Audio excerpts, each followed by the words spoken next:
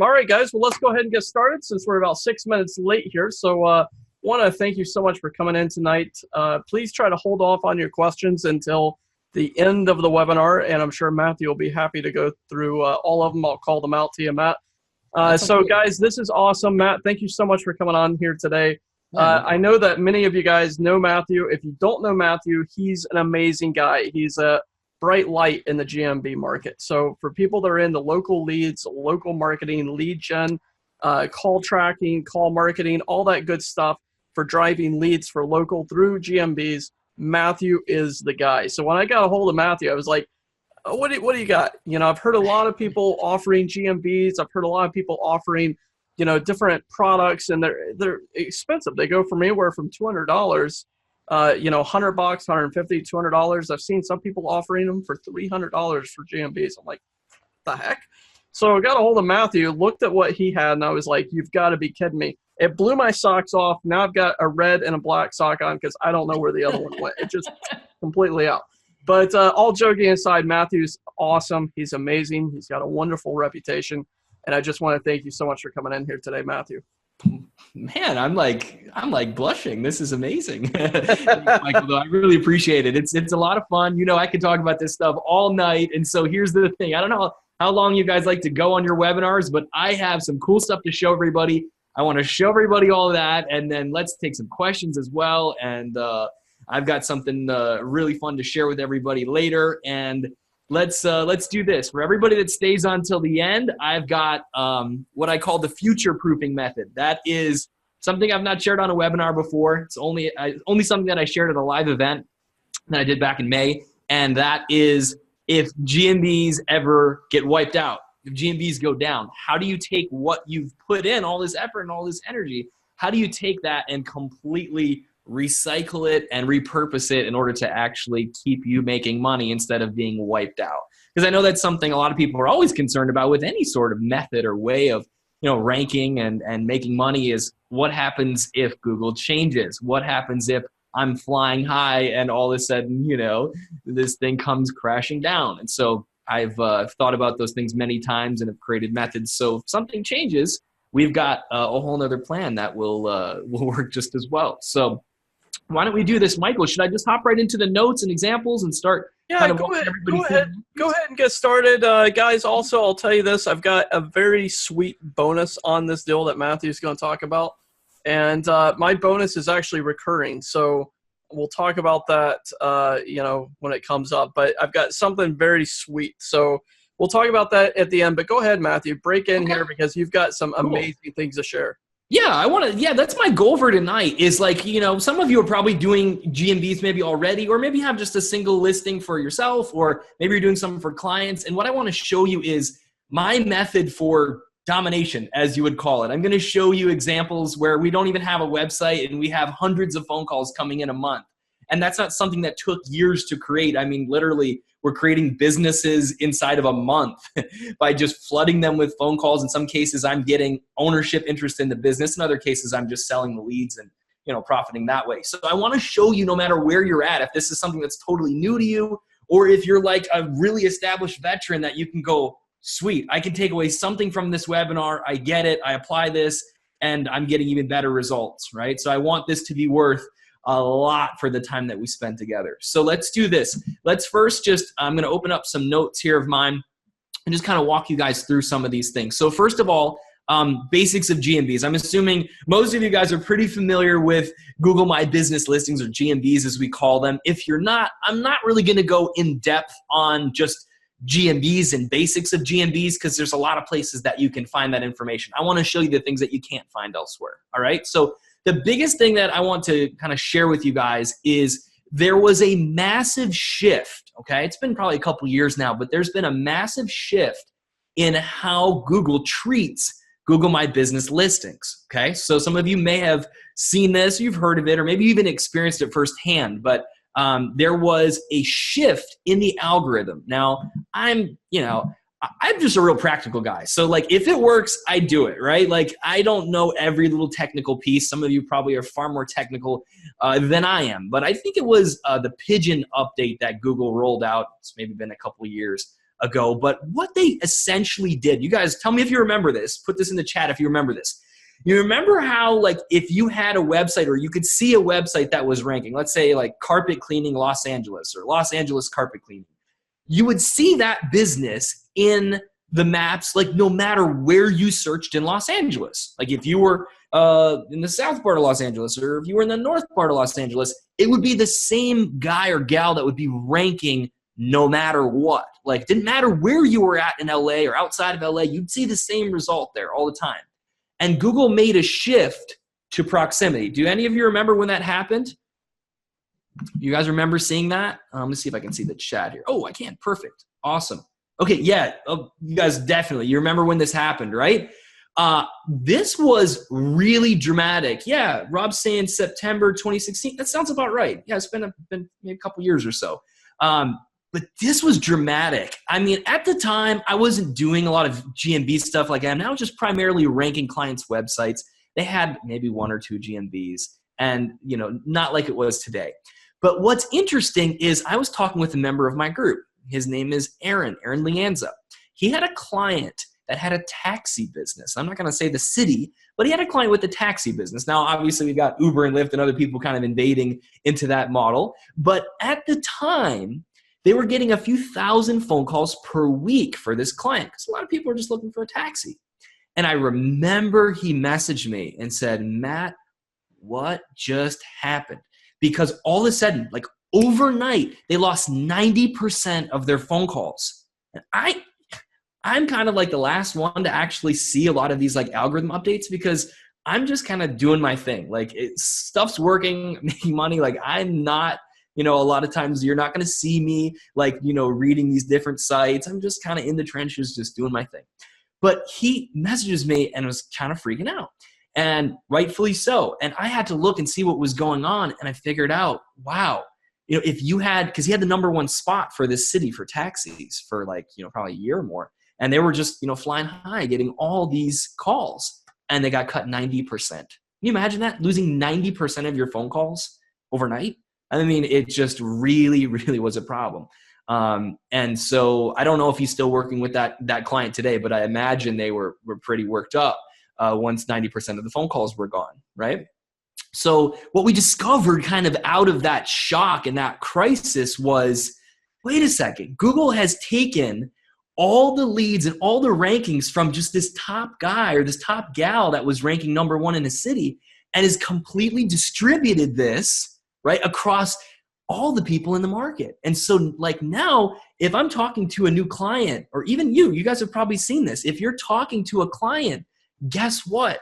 They will a lot of times tell you that the only phone calls that they're getting are the ones that are right in their backyard, right? They're just right in their backyard. They're not phone calls that are coming from all across the metro area. And so that's a common thing that people will ask me. They'll say, Matt, can you get me more phone calls across a metro, not just in, you know, my little neck of the woods? And I'm going to show you the method here in a little bit as to how you do that, how you get a lot of calls coming in no matter where somebody's located at. But at the time, it was crisis because he lost 90% of these phone calls, and we discovered that really what they just did was they just dialed everything into like about a 5 to 10 mile radius. So if you were in Los Angeles, let's say, for taxis, guess what happened?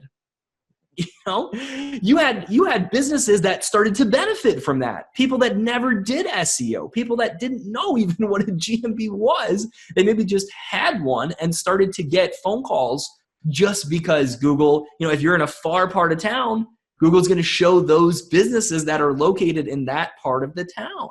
And so it's been a big game changer. I still don't see a lot of people talking about this. And it is the easiest thing to do. It's the easiest thing to dominate. Most people don't understand it. And when you understand it, you'll understand it by the time you get to the end of this webinar with us tonight.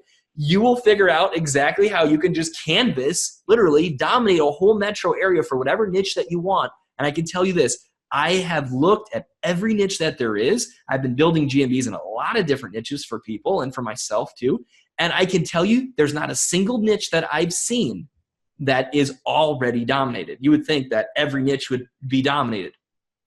Some of the most competitive niches, personal injury attorneys, water damage. Have you guys heard that like these niches are very tough, right? I mean, think about it. Water damage, how many people try to rank for water damage because they can get leads, sell these leads for $100 or $200 or $300, right?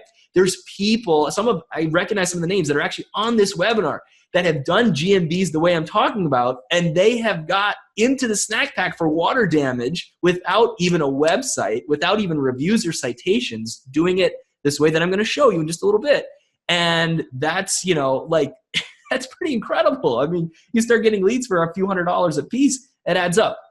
Now, that's not to say this doesn't work in other niches as well, because anything less competitive than, say, water damage or personal injury, it's a lot easier, obviously. You can rank in a lot bigger cities faster, okay? So, Michael, if you want to kind of keep track of some of the questions that are coming in, because I know you guys are excited, and got some questions about competitive niches and ranking in different areas. Yep. People ask about neighborhood GMBs. Not quite what we're going to cover, but close. And so just, hang on. I will get to all those here tonight. So what I want to do first is just to show you guys kind of the potential of what's possible. All right. Now I'll tell you how many GMBs are behind these numbers. So that way you can see that, I'm not just going to promise you that you're going to get 500 phone calls, this month. You can get 500 phone calls this month, but you're not going to do that with 1 or 2 GMBs. You would need a lot more to do that. So I want to actually show you 2 real projects of mine and exactly what they're bringing in call-wise. And I'll tell you what my progression was to get them there. Okay, so let's jump over to that right now, and I'll explain how many GMBs there are, how we set them up, where they're located, everything. I'll even tell you the markets that these are in, okay? So let's do this. Let's jump over, and Michael, if I share my screen, will you let me know if you can see it here? Oh yeah, yep, I see it. Okay. Yep, we got it live. Okay, so you're awesome. Good to go. Awesome. So let's just jump over to a call tracker here, the Jensen call tracker. So if you guys can see this date range right here, this is for the last 30 days, January 15th to February 15th. 350 calls, and you can see that the call volume here, it shows that it's up 54%. I don't know this call tracker that well, but I think that means it's up from the previous 30 days that much. So what you're looking at here is actually an HVAC campaign that we did, okay? Now, there's a lot of GMBs that were created for this. We did about 75 in December, okay? So this is not even 2 months old. All right. Now, there's not a website attached to this. Some of the listings do have reviews. There's no citations done yet. So when you look, and here's what I'm going to do. A bit later on, I'm going to tell people how they can get an actual walkthrough through these sites. So, I mean, obviously, right, this webinar, a lot of people are on here, and you guys, those of you that know me know I'm really giving. I like to share everything. But this is an actual client project. So I'm not going to show the domain here. But I will explain how you guys can get a walkthrough of that actual site. I will show you the business name, the actual GMBs. I'll walk you through everything, but just being this is public, I'm not going to put the client name out there. Anybody that trains with me, obviously, I'll show you my exact clients and exactly what I'm doing. I give out the domains, everything, okay?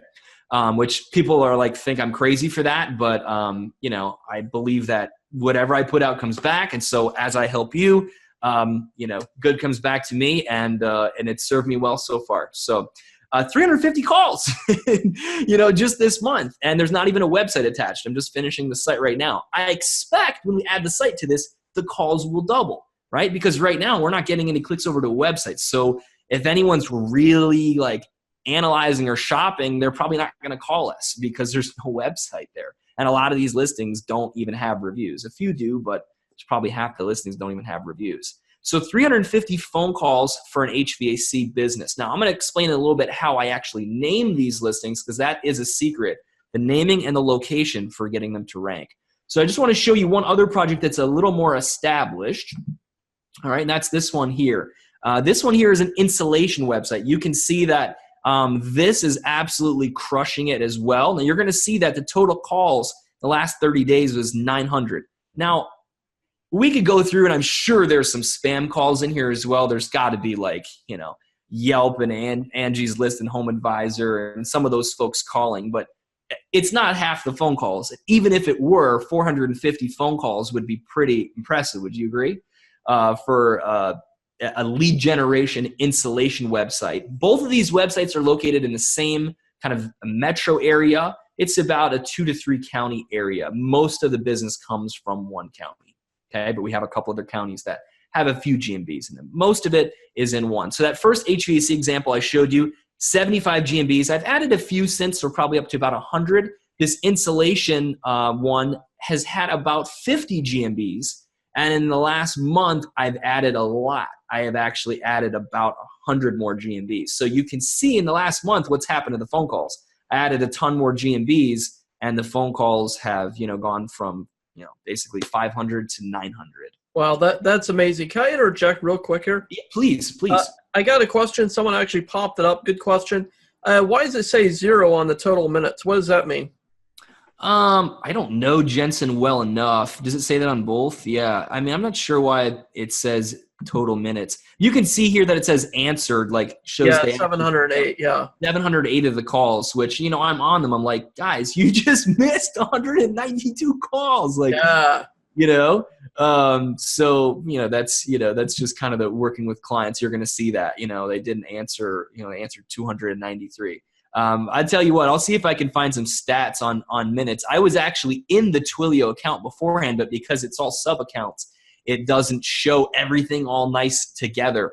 And it would have showed all the phone numbers there too. So yeah, I mean that's absolutely massive, guys that are watching this, and ladies and gents. When I say guys, I'm saying everybody. You guys, yeah. So yeah, I always got in trouble in the family because I always referred to everybody, male and female, as dude. It never felt. So I even called my mom dude once, but that was only one time I learned my lesson. It was one time, never again. Never again. But yeah, so on this, I mean, this is amazing. 900 calls in 1 month, 350 calls in 1 month. It's kind of blown my mind too, really. Like I'm just kind of giddy with this whole thing because this is all, transpired kind of over the last year. And like as we've perfected it more and dialed it in more, it's like it's really cool because I'm just able to just turn phone calls on for anybody that wants phone calls, which is yeah, that's absolutely cool. Crazy. Now I got a question here. Someone just popped in. Actually, I got 2 questions if you don't mind. Yeah, go ahead. Just get some water. All right. How big of a radius would you need for 100 GMBs? So great question. So what I look at is not so much the radius of like what you need. I look at more you want to cover all the major search terms and you want to cover all the places that your market is located in, which kind of brings me into a point I was going to cover in a little bit. So let's just cover that right now. And that is you want to locate, assuming you're going to do this for like service businesses, which is primarily what I do, roofing, HVAC, insulation, but it can be done for anything. I mean, I have people in my group and that have been using this method that I'm showing you to cover like every week. It's like somebody gives me a niche. It's like, hey, are you in like the cash for cars niche? Never even thought about that. Are you in the CBD niche? Are you in the this and the that? And it's like I've not seen it. Actually, I take it back. I'll explain this. I've seen one market that it hasn't worked in, and I'll show you guys that in a little bit, and we'll talk about why it hasn't worked. But that's like one of about 100. The rest have all worked really, really well. So the key here, though, is locating these GMBs in suburbs around a good-sized city. That's really the key. You want to be having GMBs where there is population. Because let's go back for a second. Let's go back to this whole idea that, Google kind of came out with their algorithm, which Google thought it was a great idea to say, you know what, we're going to cut the reach of GMBs way, way, way back. You can't just have a single GMB anymore and rank it for all of Los Angeles. Not fair. Think about this. Does it make more sense for Google financially to let one person with one GMB own the entire metro area with one listing? Or does it make more sense that they distribute it and let everybody have a little tiny piece of the puzzle, little tiny piece of the pie, and be unhappy with that little piece of the pie? Because now what are they going to have to do? They're going to have to use AdWords. they're going to have to buy ads if they want to be seen in more places than just their little neck of the woods. And so this was huge for Google. This adjustment ramped their ad revenue way up because all those people that were, I mean, I've seen this. I literally had clients coming to me saying, well, Matt, do you think we need to start doing some ads? You know, a couple years back, they saw their reach drop too, which, didn't make me look very good because they just had their one GMB and, the reach was cut. So it's like, well, what do I do? The client's on me going, hey, Matt, we need more business. And so, they were considering doing AdWords. In some cases, they did AdWords because they wanted lead flow right away. That's what they had to do. Their one GMB just wasn't cutting it anymore. So the way you want to locate these is all around a metro where people are located. So let me give you guys a little really nice juicy tidbit. And you want to search best places to live in an area. So whatever metro area you're looking at putting GMBs in, you want to search in Google best places to live. And you're going to find this website, which is niche.com, however you pronounce it. And this is a great little website. And what you want to do is you want to go through and just look here at some of the areas that they're giving you that are great places to live. Now, you may not want to do a GMB in every single one of these areas. That would probably be a little much unless you want to be aggressive. I do my stuff aggressive, so I'll show you how I map it out. I mean, I was just getting ready to say that's actually not a bad idea, because what people need to understand, Matt, and I think this is what you're getting at here, you're definitely getting at this, is that the more areas, it's like fishing. The more hooks and lures you have in the pond, the more bites you're going to get. If you have one pole that you're putting all of your weight on, all of your hopes and dreams of getting that big marlin, you're going to have less chance of getting that marlin. But if you have more and more lines out there, like I had a question by Scott Walker, and he said, this looks really exciting. I'm pounding one GMB for 300,000 population. So he's thinking, now I need to go out and get more. So if there's a 300,000 population, just on an estimation, how many GMBs for a big city like that would you? Well, why don't we do this, Michael? Why doesn't somebody throw out an area, and then what I'll do is we'll actually look it up and I'll show everybody where I would locate the GMBs there. So we got Michael Howard, who jumped in the webinar first. Okay. Sorry guys, DC, District of Columbia. Okay, perfect. Go for DC here. Okay, that's awesome. So let's do this. I'm just going to modify my search a little bit, and we're going to change this from Orlando, which is a market I was just doing some stuff in. So let's just do this in Washington, D.C. And you're probably going to see the same website come up, right? Because this niche.com is like everywhere. Yeah, so here's niche.com. So here you go. I like to look at this at first because this will show you basically what I would call suburbs, right? And DC, there's a lot of population there. So you're going to find that there's a lot of areas. Some of these are going to have pretty big population, which is fine.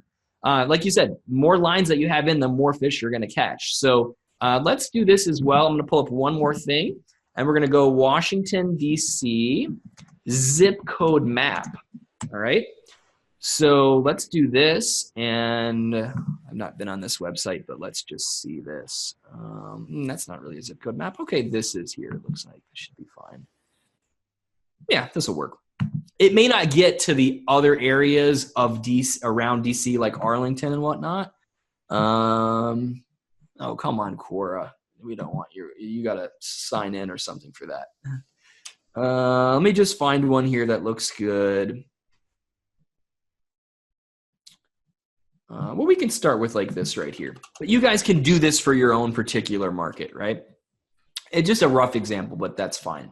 So I like to combine these two things together because for most businesses, and there's a few exceptions, but for most businesses, you want to be where the people are living, right? Unless you have like a B2B kind of thing where you're thinking, okay, most of my clients are going to be coming from like a downtown area or like a business district. If that's the case, you'd want to be having your GMB in downtown or in the business district. I mean, how many of you remember when everybody used to say, put your GMB in the city centroid, right? And most people just assumed that city centroid was like downtown, right? It's where like the center of city is.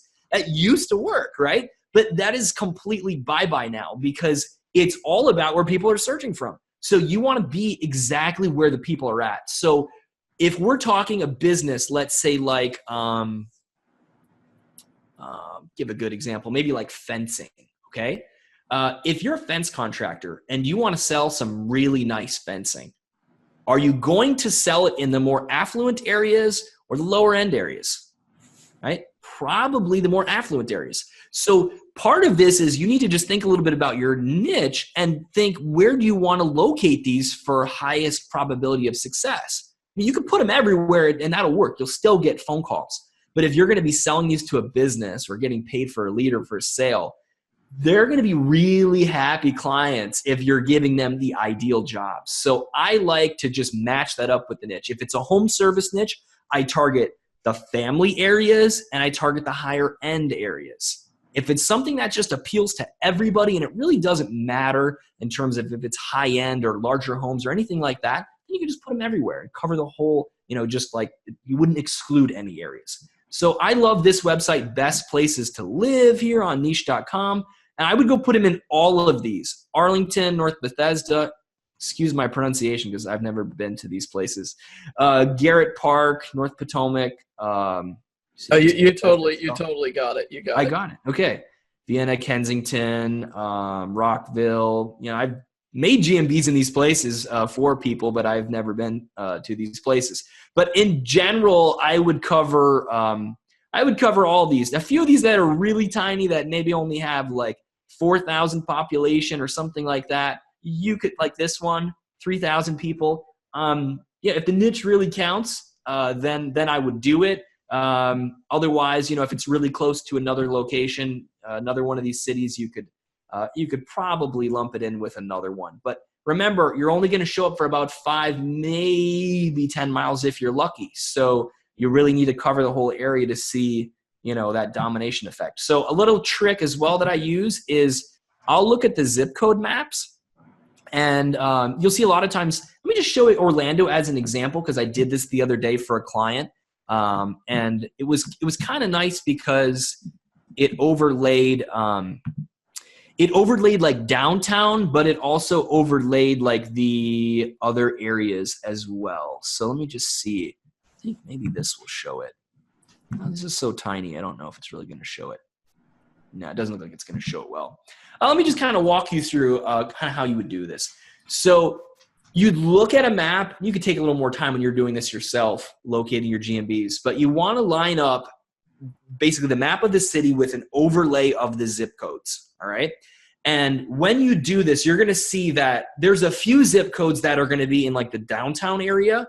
And then you're going to have more zip codes that still count as far as like the city, but they're more on the outskirts. And then you start your suburbs where if you actually were to Google that address, it would no longer show Orlando. It would show like Altamont Springs or Winter Park or Windermere or something like that. Okay. So that's the key. If Google is also saying that this is a different area, like if they look at an address, and it's easy to just look at an address and see where it's at. But if you look at an address and it says Arlington instead of DC, you absolutely need a GMB there because Google is not going to take your DC one and show it in Arlington, right? Unless your like niche is like underwater basket weaving or something that's so remote that there's nobody else there to pick from. Remember, they want to distribute it across everybody because they want to just give you a little taste of business, and then not enough. You need to buy ads. That's what they want you to do, okay? So that being said, I don't want to buy ads from Google, okay? If you guys buy ads from Google, that's fantastic, bless you. But I do not want to buy ads from Google, right? I would much rather own these GMB listings and have business coming in from across this whole metro area. So Michael, does that help in terms of how to locate them? Every market's a little bit different, but the best thing to do is look at the best places to live, okay? If it doesn't matter where they live, you can just look at it purely by population.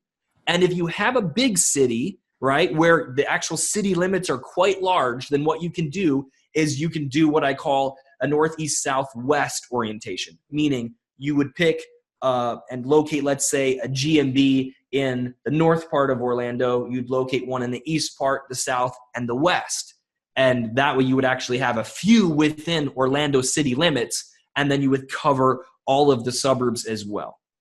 In some cases, I don't do 4 right in the actual city if I know that it's more of a higher end service, or there's not a lot of homes right in downtown or right within city limits, right? So it depends on your niche. If it's just people that you're after, then you just want population, so you want to be everywhere. Yeah, that's absolutely genius. That's genius. That's a great way of doing it.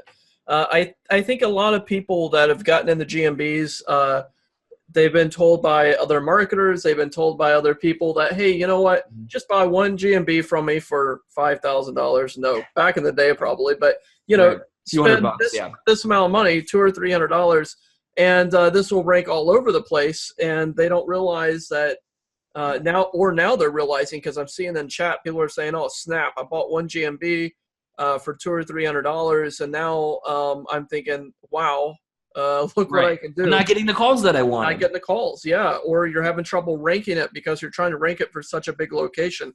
Whereas if you have 10 or 15 or 20 or 30 or 50, then they could be all over the place. So Michael Howard responded and said, thank you. That was a really great explanation. And he totally gets, he understands it. Now, there is a question I'm seeing come up a lot, and I don't think that Matthew is going to reveal this to you guys. But I will put it out there for you, Matthew. Throw it out there. We'll see. Everybody's asking, how are you verifying these without addresses? Without an address. Very carefully. Everybody asks that. Very carefully. I mean, it's quite a process. It's quite a process. We'll talk more about that in a bit. But made me think of one thing when you brought up the question about, or I guess kind of brought up the point about just having a GMB and trying to rank it for a major city. And this is something that I feel a lot of people are misguided on. So I want to kind of give you a sort of an inside scoop as to how I look at these, because I think once you understand it this way, you're going to have an edge, and it's going to make a lot of sense for you. So think about this. How do most people do their research in terms of where to, what to use for keywords and locations and all that? What do people use?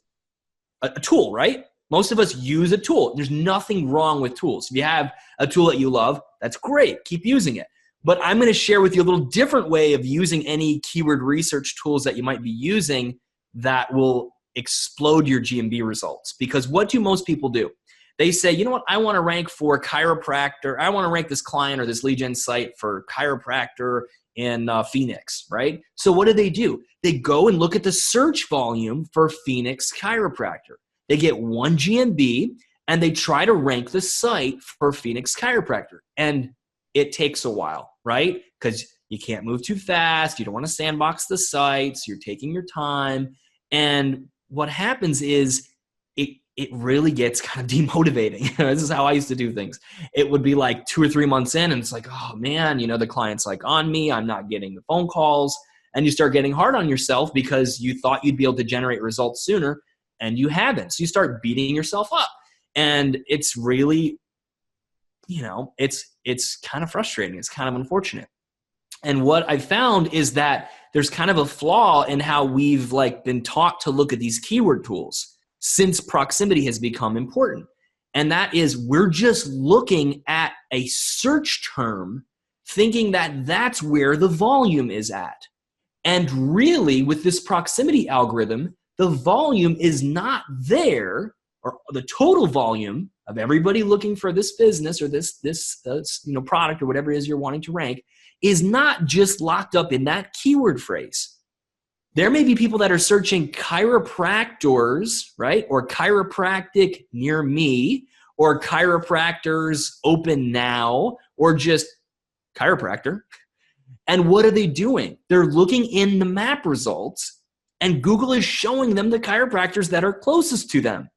So ranking your website for Chiropractor Phoenix or Phoenix Chiropractor is not going to get you the phone calls. I actually heard from somebody yesterday that said this. They said, Matt, I was kind of on to what you're talking about here with my GMBs. I started to realize that I needed more of them because I ranked a website #1 for a couple hundred searches a month, and I realized I wasn't getting any phone calls. I thought once I got number one, I'd get all these calls, and I didn't. So they realized that the calls are really coming from GMBs right now. And if you have a website that's existing, whether it's ranked top or not, when you add GMBs to it, it's like magic. Without, taking 3 hours to explain every little mechanic of this to you, I think most of you realize that real traffic coming into a website is really important, right? It definitely is something that Google's looking at. So imagine if you just have one GMB. Imagine if you had 5, 10, 20, 100 GMBs all bringing real traffic to your website. That right there can get you ranked, okay? But remember, my goal to start is not to rank the website. The key with fast results on this is GMBs first. You want to go ahead and get your GMBs up first because that can start bringing in phone calls. Michael, is Venu on with us? I don't know if he's on with us. I don't believe that. Let me see if Venu is here.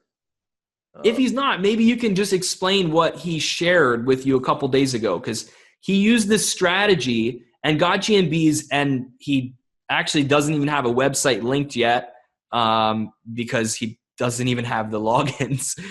They just were finished being created, but he generated some pretty amazing results following this model. Again, not taking a website first and then trying to build that up and take time, but instead getting the GMBs first and seeing where the phone calls come in and then focusing efforts on the areas that are already working. Yeah, exactly. So I'll just pop in here real quick on this. So I was doing a coaching call with Venu, and Venu told me that, hey, by the way, I ordered, these GMBs from Matthew.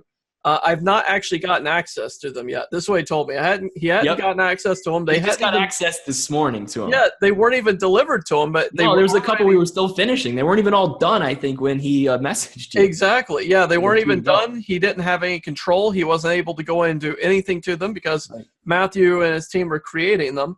And he was like, you won't believe it. He was like, I got a super hot lead today. Came right in. The guy wants to hire me for business. And he told me the guy has a business that he brings in $10 million a year. So it was a super hot lead for what Venu has, for what he offers. He has really high-end consulting that he does and some other really great businesses they offer services, I should say.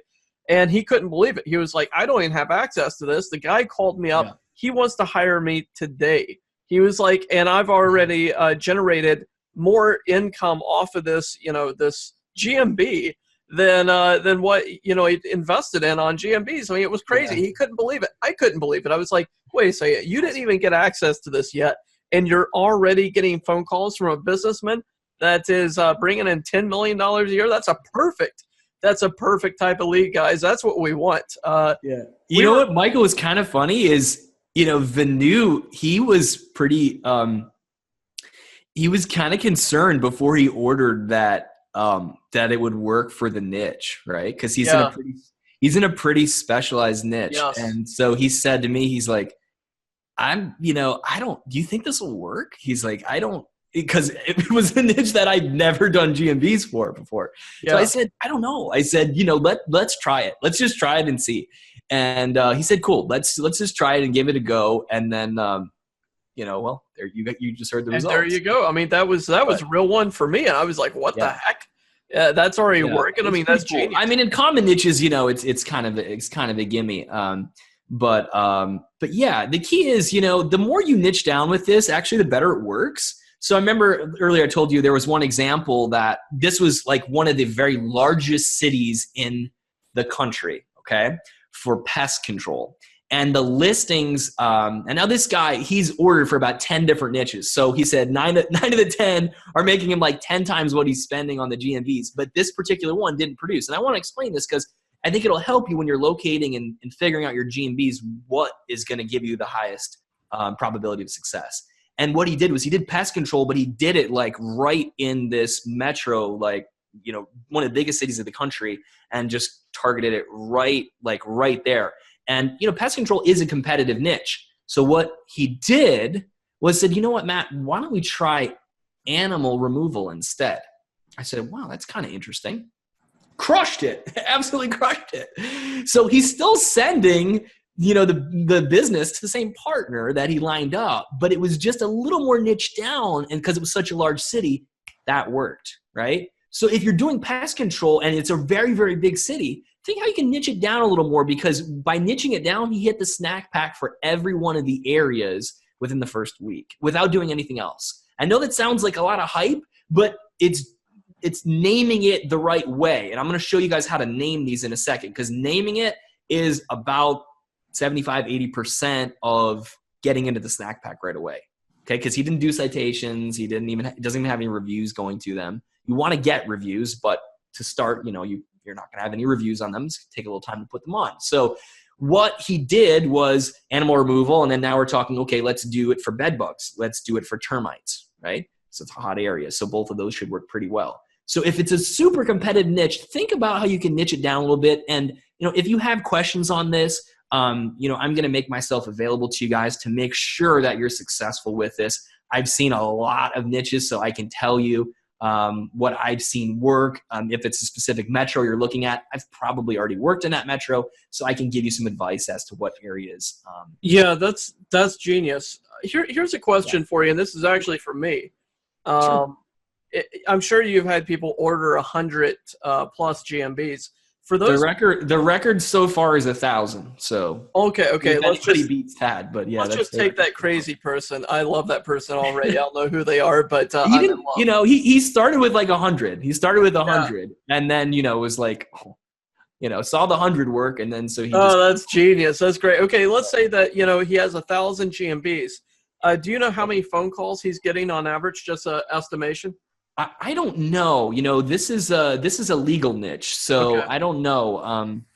I can message him. You give me a second. Let me just keep going, Michael. But let me just shoot him a message. Yeah, I'm just curious because you were showing these GMBs, people that set up your own right there, and you get 900 calls per month.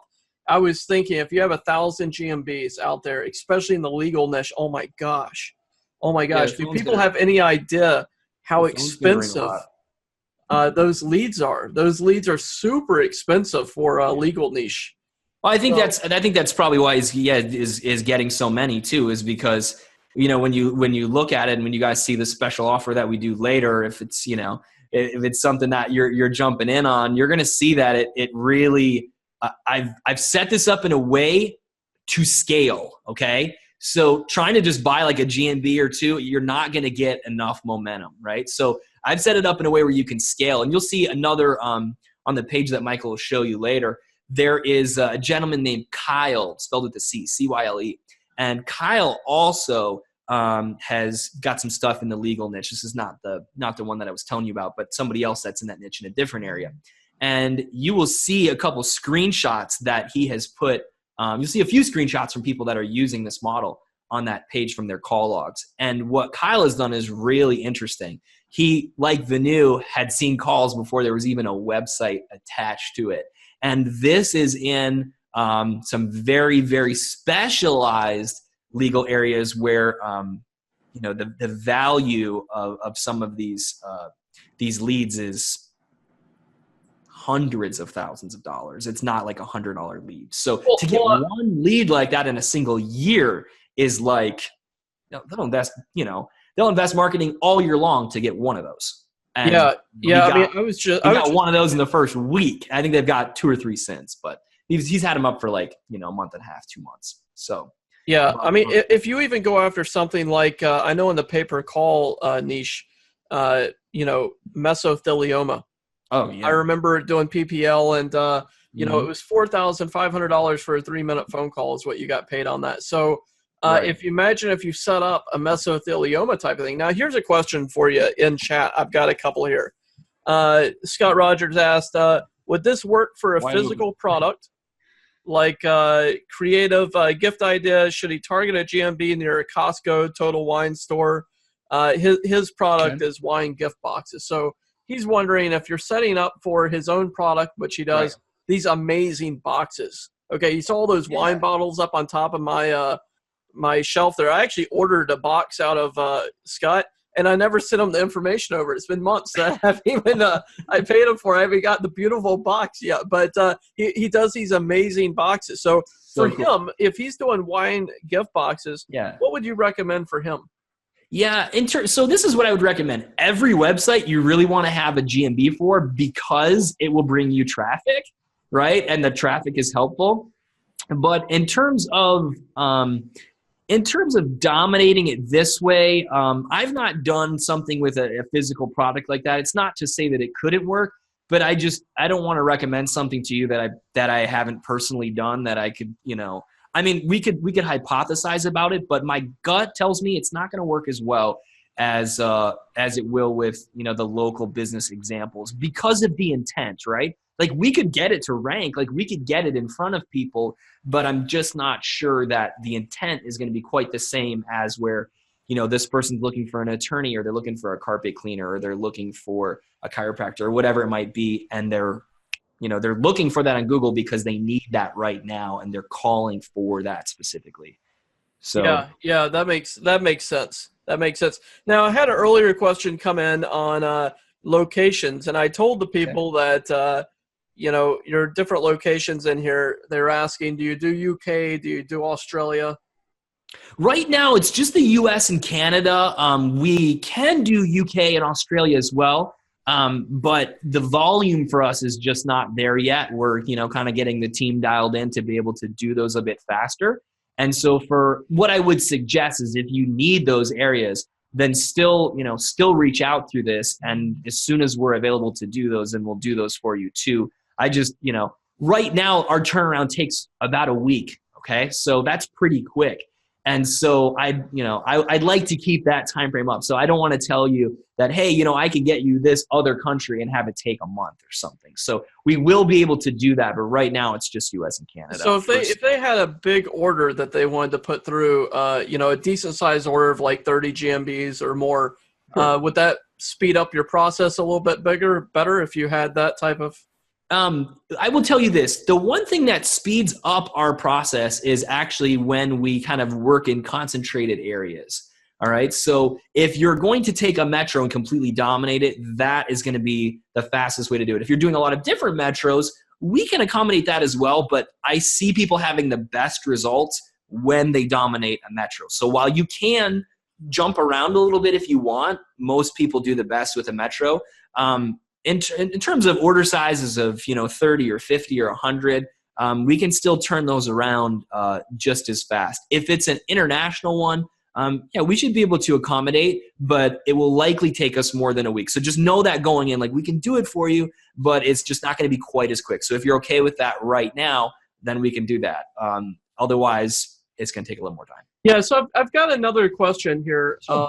And I think you can. And I want to make sure, too, let me just interrupt you for 1 second, Michael. I want to make sure, too, just remind me that we need to go over the naming strategy, okay, as well, because I want to make sure I don't forget that, because that is the key for making sure these rank in the snack pack right away. If you don't name them right, you'll get stuck down to like position 10, and it doesn't work. So Definitely. Okay, so here's the deal. This is a question I'm seeing it pop up in the Q&A and on the chat as well. So a lot of people have been asking, hey, what – we're talking about the offer, but what is a doggone offer? So I dropped the link in there for a couple of the hungry people that are really hungry for this. But they want to get on it. Yeah, they want to get in on this already. But here's the other big question: is this they're wanting to know, are you selling GMBs or a course? Because some of these people are saying, well, we'd like to learn how to do this ourselves. And what's the difference between doing it themselves or doing it what you're offering? Sure. I will tell you this. The way that we're making this work is with a very large team of virtual assistants, some software, some grunt work. There's a lot of moving parts to it. So that's why, like, even if I could teach you how to do this, the problem would be is you would say, well, Matt, how are you doing, 30 or 50 in a week for me for a metro? I've been slogging at this thing all day, and by the time I got this all dialed in, I got 3, I got 1. So it's not so much that you maybe couldn't do this yourself. It's just that because of how many we're doing and because we've been doing it for quite a while, we have some economies of scale. And I've got a lot of money invested into the technology in order to make it happen. So it's just really not that easy or cost effective for one person to do. I mean, I can tell you that one of the tools alone that we use is $18,000. So I mean, I could show you how to do it, but like you wouldn't be able to do it the way that I'm doing it. And to me, that wouldn't be fair. It's like, oh, well, Matt does it this way, but well, sorry, you guys can't really do it because who wants to spend $18,000 on the software that Matt's using in order to do that? So it's not that you couldn't do it. It's just more the fact that you're going to need a whole ton of stuff, and then you're going to need to employ like 10 people. And so it's just not, it's more of a scaling factor, and the fact that you're going to have to shell out a lot of money to get everything that you need to do, to get in order to like even just make a couple of these. So for most people, when you see what we're doing, we're helping you to scale this fast. I think you'll like it. You're not having to spend hundreds of dollars upfront for a GMB and just limit yourself to a GMB. We're going to show you how you can get a lot of GMBs working for you. My goal for you would be to get, a lot of these going, right? Whether that's 10 or 20 or 100, whatever works for you. But get a lot of these going so that way the leads that you're selling from them right away will more than cover what you're paying for the GMBs. So Michael, do you want to drop the link, or what are you going to explain? Yeah, I've dropped the link in a couple of times, and Okay. What I think would be good, I know that we need to go over the naming here. Yeah. But I think it would be great is to here's the link actually for me, if you want to pull this up on your screen. Okay, sure. Let me send this to you on Facebook here. And if you could just I tell you, why don't you shoot it through the chat, because otherwise we open Facebook, I get like 200 Facebook messages a day, and okay, here it is on the chat again. Like, Matt's on, it's time to message him. And I want to make sure that I focus with you guys here. Yeah, so you just copy that link if you want, and pop that in up there. All right, so and then if you could just kind of cover it quickly on what type of service you're offering, because people are used to, like I said, buying GMBs for $300, $200, $100. Okay, so let me get the link here, and then I'll just kind of walk everybody through real quick how this works so nicely. So what I discovered was if you just have a GMB or two, you don't get enough momentum. So we kind of talked about that earlier, but you're not going to generate enough calls in order to, number one, impress the lead partner that you're selling to, or the client that you're working with. But number two, it's hard to keep going with something, right, for a lot of people unless they're seeing some kind of result. I mean, I'm the same way. I'm not going to slog at something for months and months and months. I've not even seen a glimmer of result or gotten a little payback, right? And made some money off of it in order to want to continue with it. So I'm in the position from my agency and my lead gen sites and my investments to be able to shell out the money to create these for you and let you pay me back for them over time after you've already ranked them and are making money, which nobody else will do this, all right? I've had other people that sell GMBs for a couple $100 message me, and they think I'm crazy because they're like, well, what if this? What if this? I'm like, I'm not worried about that. I have an abundance mindset, okay? And so I believe, this is what I believe. I believe if you see results with this, okay, number one, you're going to want to continue paying. Number two, you'll probably want to do more with Michael and I, right? Because you're going to say, look, this is working so well. What else do you have? How do I take this further, right? And there's other cool things that you can take this further with. So the way I look at this is I want to help each of you get that success, whether it's a first success or whether you're already established and cranking and you just want to double your phone calls. That's fine with me too. So this is how it works. I'm going to have you select 10, at least 10 is the minimum, okay? We can't just do this onesie twosie because it's a management nightmare. So the key is we have to do at least 10. If you don't do 10, you're not going to see the phone calls and it's not going to be exciting for you. So you have to do at least 10, but they can be in one metro. You can split it in a couple metros if you want. But like we said before, imagine if you had 10, 20, 50 or more of these working for you. And so this is my offer for you. You tell us the niche that you want. You're going to pick the business name, which we'll go over how to create that in a second.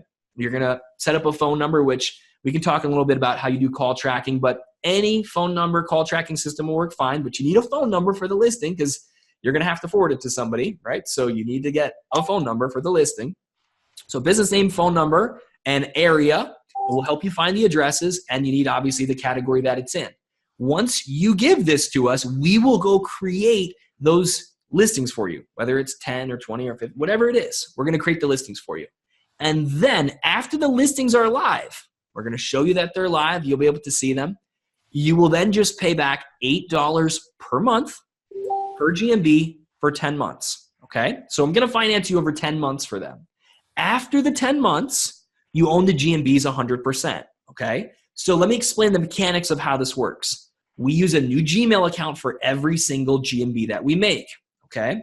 We have those Gmail accounts. Immediately, once we get these live and your payment is set up, we go ahead and we assign you access, manager access to all the GMBs. So you have full dashboard access. You can go in right away and add photos if you want. You can add services. You can optimize them. You can do everything. We'll talk about, and even hopefully if we've had some time still, Michael, how late can we go here?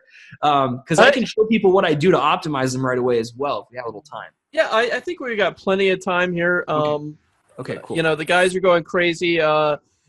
Laundry just posted, is today December 25th? This must be Christmas.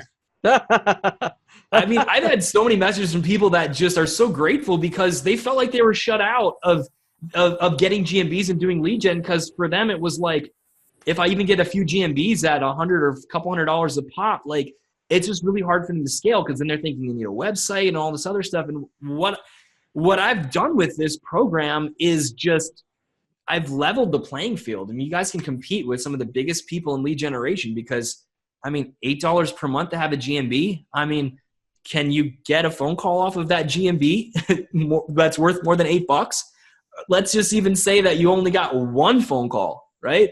One phone call for for the entire 10 months on that GMB. It would pay for itself, right? So, yeah. And then after those 10 months, you don't owe me anything after that. It's entirely yours. So what we do then is at the end of the 10 months, then I just give you the Gmail account. So at that point, it's totally yours. I mean, like, you can change the login, do whatever you want.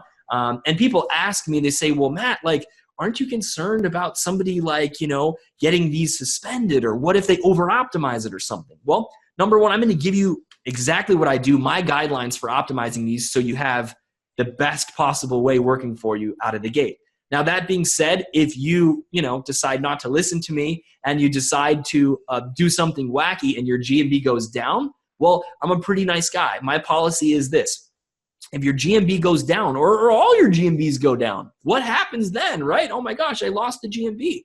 Then as long as we can replace it, right, we will replace it for you. If we can't replace it, then you're not going to pay, okay? So that's, again, nobody's going to make that offer. Most people build you a GMB, and if it gets, penalized or suspended 30 days later, 60 days, 90 days, whatever, guess what? They go, well, too bad. You over-optimized it, and, that's not my fault. So, again, I look at everything I do as long-term, okay? Because to me, that's all there is, right? That's all there is. The best businesses in the world have people that continue to stay with them for life. Products that you love and you continue to buy. A store that you love to shop at. Maybe a place you get your groceries at. You just continue to go there because you like the experience, or it's your place, right? Or a restaurant that you just always go to. I look at this as the same way. Like, I have to make sure that you're successful with this, or you'll go, I'm never buying anything from that guy again, right? So people love that we made this offer because it's just made it so easy to scale. So $8 per month per GMB for 10 months. After that, you own them 100%. So, Michael, do you have any other questions, or do we have any questions on the offer? They're absolutely rolling in here. Before we do, let me tell you guys about my bonus, because I've had some questions on that through chat. I got a couple of Facebook messages. I don't know if you guys heard the dinging going on over here, but I did. All right, so if you get 10, I've got a special bonus for you. Pick up 10, you got 1,000 credits. Now, you guys know my system. Wow. For those that are not on my system, what you're going to get is access to my Video Traffic Viper with 1,000 credits added to it. So this means that you'll be able to use these the Viper to rank your GMBs as well. I was showing Matthew some of these things that some pretty insane results. I think, would it be cool with you, Michael, if we just also did some kind of maybe like a webinar, like kind of merging our merging some of our Definitely. tactics together. Like you and I will get together because I think the stuff that you showed me and some of the things that I do with like reviews and site structure and other stuff, I think we put those together. It's going to be like magic. A total killer. So this Okay, goes hand in hand. So for cool. you guys to pick up 10, you're going to get 1,000 credits. Pick up 20, you're going to get 1,750 credits. That's 1,750. Pick up 50, you get 3,500 credits. And if you buy 100 or more, you get 5,000 credits, which is crazy. That's crazy amount for the guys that are in my my products. You know, that's a ton. Now, here's something really cool. This isn't just one time. Let's say that you pick up 10 this month, and next month you're like, wow, holy smokes, I got a lot of calls coming in. You may say next month, hey, I want to pick up another 10 or I want to pick up another 20. All you have to do is write me an email in support and say, hey, I just picked up 20, and I'll put another 1,750 credits to your account. So this is for life. Every time that you pick up a pack, that's the bonus that's attached to it. So this is not a one-time bonus. Every time that you buy a pack, you get those awesome, it's like an evergreen service. So it's a really good product. It's a really good deal for you guys. This is super, super good. And what people were also asking, Matthew, is there a deal for bigger packs? If they pick up, say, 50 GMBs, is it a lower price for the bigger packs? Or No, there's not. But what we're going to do is for anybody that orders 50 or more, I'm going to throw in a 10% bonus for you. Whoa. So if you get 50 GMBs, you pick another 5 locations, and I'm just going to do those for you on the house. You pick up 100, I'm going to throw another 10 for you on the house. Okay? That's just wow, just that's crazy. That's crazy. So if they pick up 100, they get 10%. You get 110. Yeah, you get 10. Because here's the thing.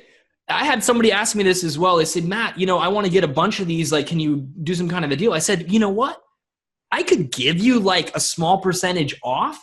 I said, but it's actually better for you to have 10 more GMBs.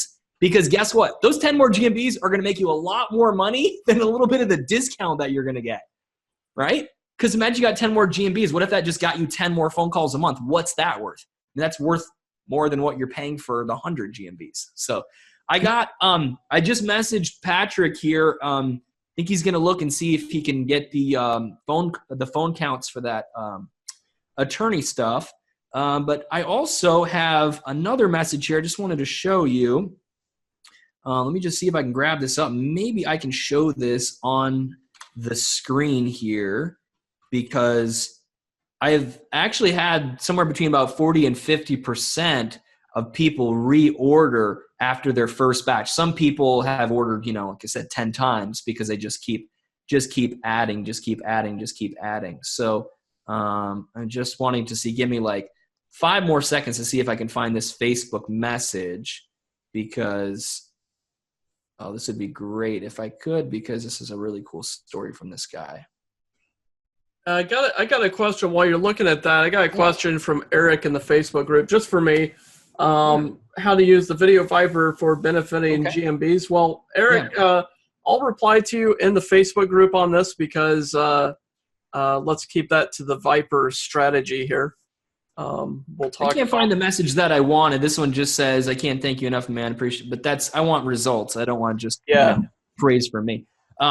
But anyways, we can post some of this stuff later. But let's do this. I want to get into the naming of these, and then I'm going to throw in another sweet deal for you guys. So just hold on to your hats for a second, because Michael, I didn't clear this with you, but I think you'll be fine with it, because it's going to hook everybody up. So let's talk about naming, and then we'll go to that. So I want to walk you guys through how I name these, because that's really important. If you don't name them right, they're not going to rank well. So the key is you need to get the keyword, your main keyword, and location into the business name.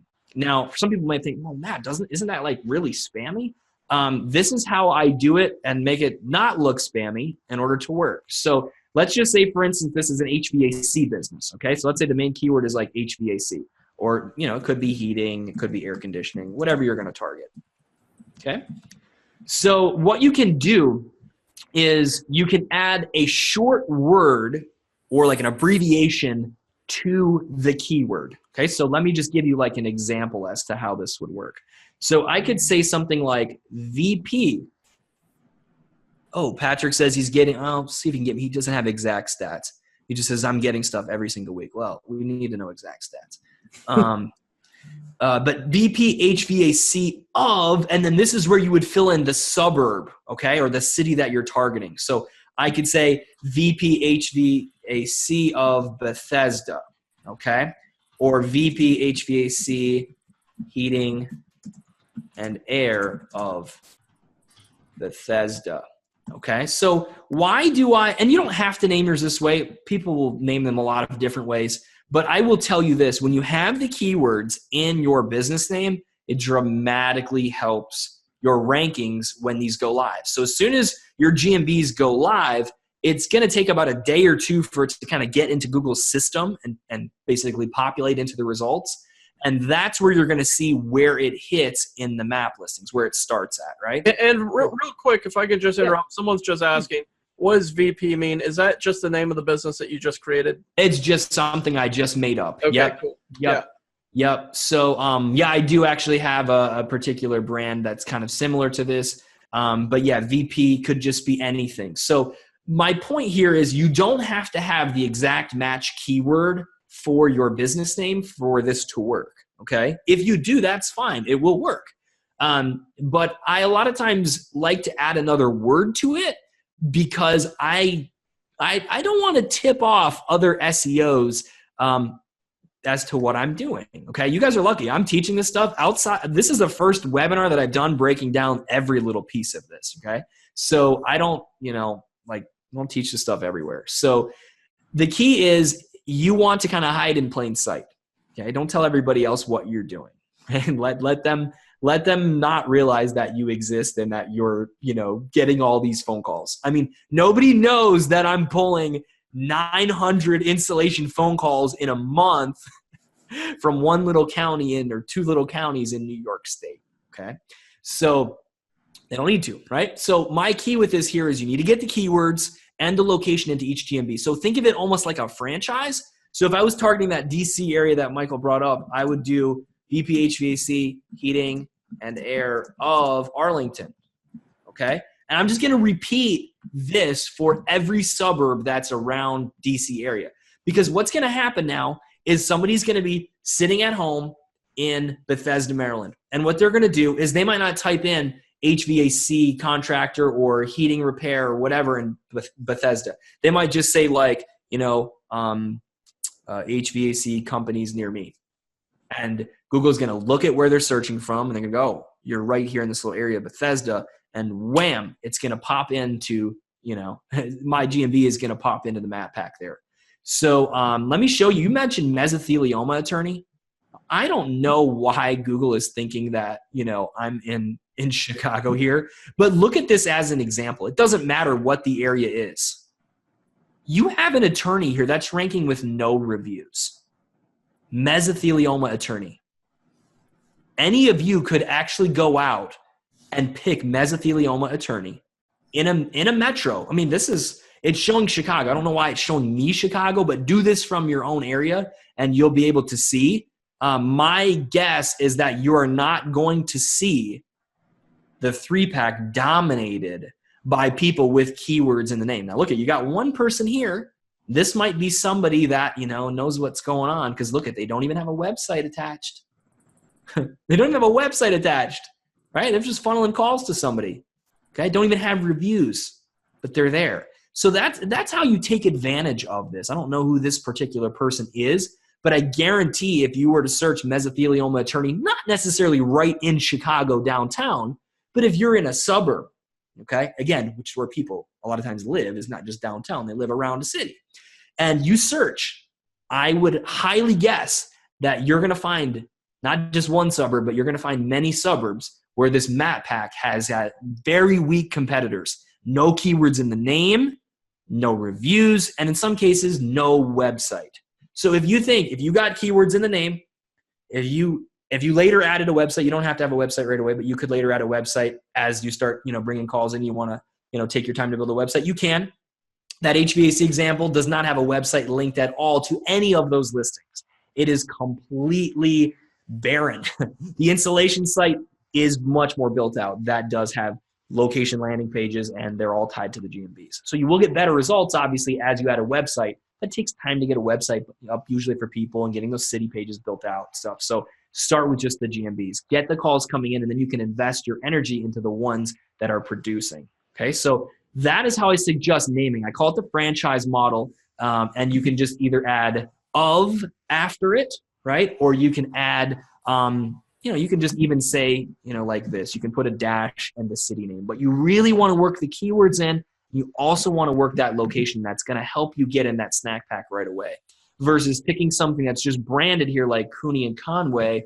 I mean, you could do Cooney and Conway with the city name. That will help a little bit, but it's not going to work as well as having even just part of one of your keywords in the business name. That helps a lot. Yeah, that's awesome. That's genius. Got a couple of questions coming in. Sure. Let's see here. How do you get over the address issue of different areas to your local business address? Okay. I'm assuming that what they're asking is like you don't have an address in a particular area. How do you get around that? Or is that not what they meant? Yeah, I think that's more along the lines of it. Okay. Yeah. So what we do is we give you the option in terms of how you want to locate them. We can locate them at like an office building commercially. We can locate it in more of a residential area. But if you're familiar with GMBs, if you're not, I'll explain that, these listings are, we're not sending like a postcard to somebody's house and like verifying it there or like renting a virtual office. Part of our method and what you're paying for when you get this is that we have the ability to locate these listings anywhere. So if you want to give us an address where you want the listing, we can put it there. If you don't have an address, we can find like a vacant office space or, an area that, doesn't have a business at that we can put that location at. So again, Google would probably not prefer that we're putting up listings because they would rather you buy ads. So I think we all understand kind of that element of it here that, Google doesn't want you to have 100 or 1,000 listings, okay? And I'll explain a little bit later what would happen if you lost one of these listings because it's, it could happen. It's much less than 1% of listings that we've lost, but, it is a real concern for some people. So I can show you how to, turn that around if you ever do lose a listing down the road. But am I answering their question? I think that's perfect. Right. I think you answered that perfectly. What do you need a separate phone number and separate website for every GMB? So I would suggest getting a separate phone number for each one. I would not say that you need a website because in the case of the HVAC example, I'm just about finished with the website and all the city pages and it's not even attached. So we got 400 some calls and it didn't even have a website. I would suggest for longevity though that you do put together a site. You don't need it right away. I would suggest that you don't do a separate website for every single listing. That's a lot of effort. The way I like to do it is this multi-location way or franchise model way, where I would go do 10 or 20, let's say for this HVAC business all around DC. And I would have one website called just VP HVAC, heating and air. And then I would eventually build out city pages, just little location landing pages for each area, Bethesda, Arlington. And on each of those, then you can optimize those pages. And that's something that I'm going to do for everyone that's getting in on this offer is I will record some extra videos for you guys all on how you would set up those pages and even what you would do to optimize each of these listings. Because again, I need you to have success with these or you're not going to want to get more, right?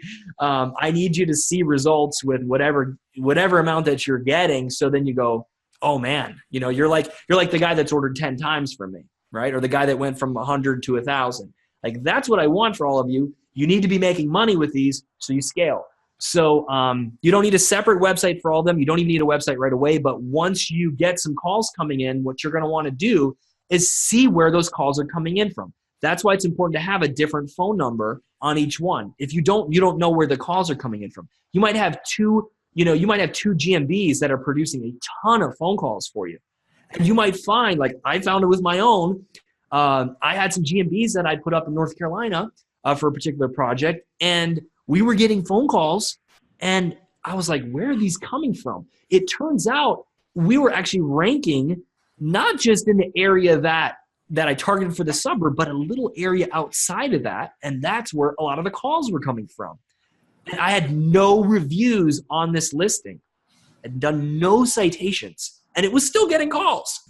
Amazing, right? Like, you would think that it wouldn't get calls, but like Vanu, he got a call, and there's no reviews on the listings, right? There's no citations. There's no website, because he just, as of this morning, now has ownership of them. So yeah, of those particular ones. yeah, and there's only just, a handful of GMBs. So, I mean, when you look at it, you don't have to have all that stuff in place, but what I would suggest is, as you see where the results are coming in from, it's 80-20. You focus your efforts on those. If they don't have any reviews on them, get a review or two on them.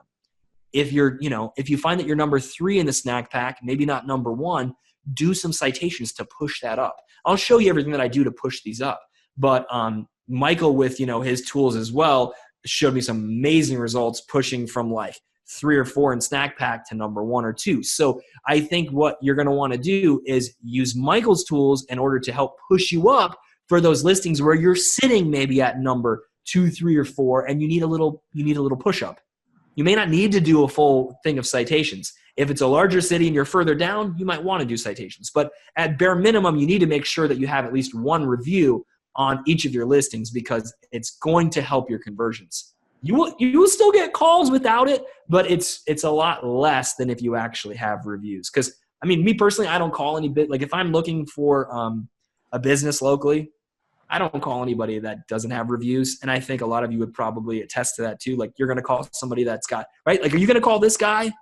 You're going to call this guy? No, you're probably going to call this one, or you maybe will search and find some more people. But you're more likely to call somebody that's got reviews and positive reviews than you are without. So I've gotten thousands of phone calls from GMBs that don't have reviews, but I've gotten a lot more phone calls from GMBs that have reviews. So just get yourself a review.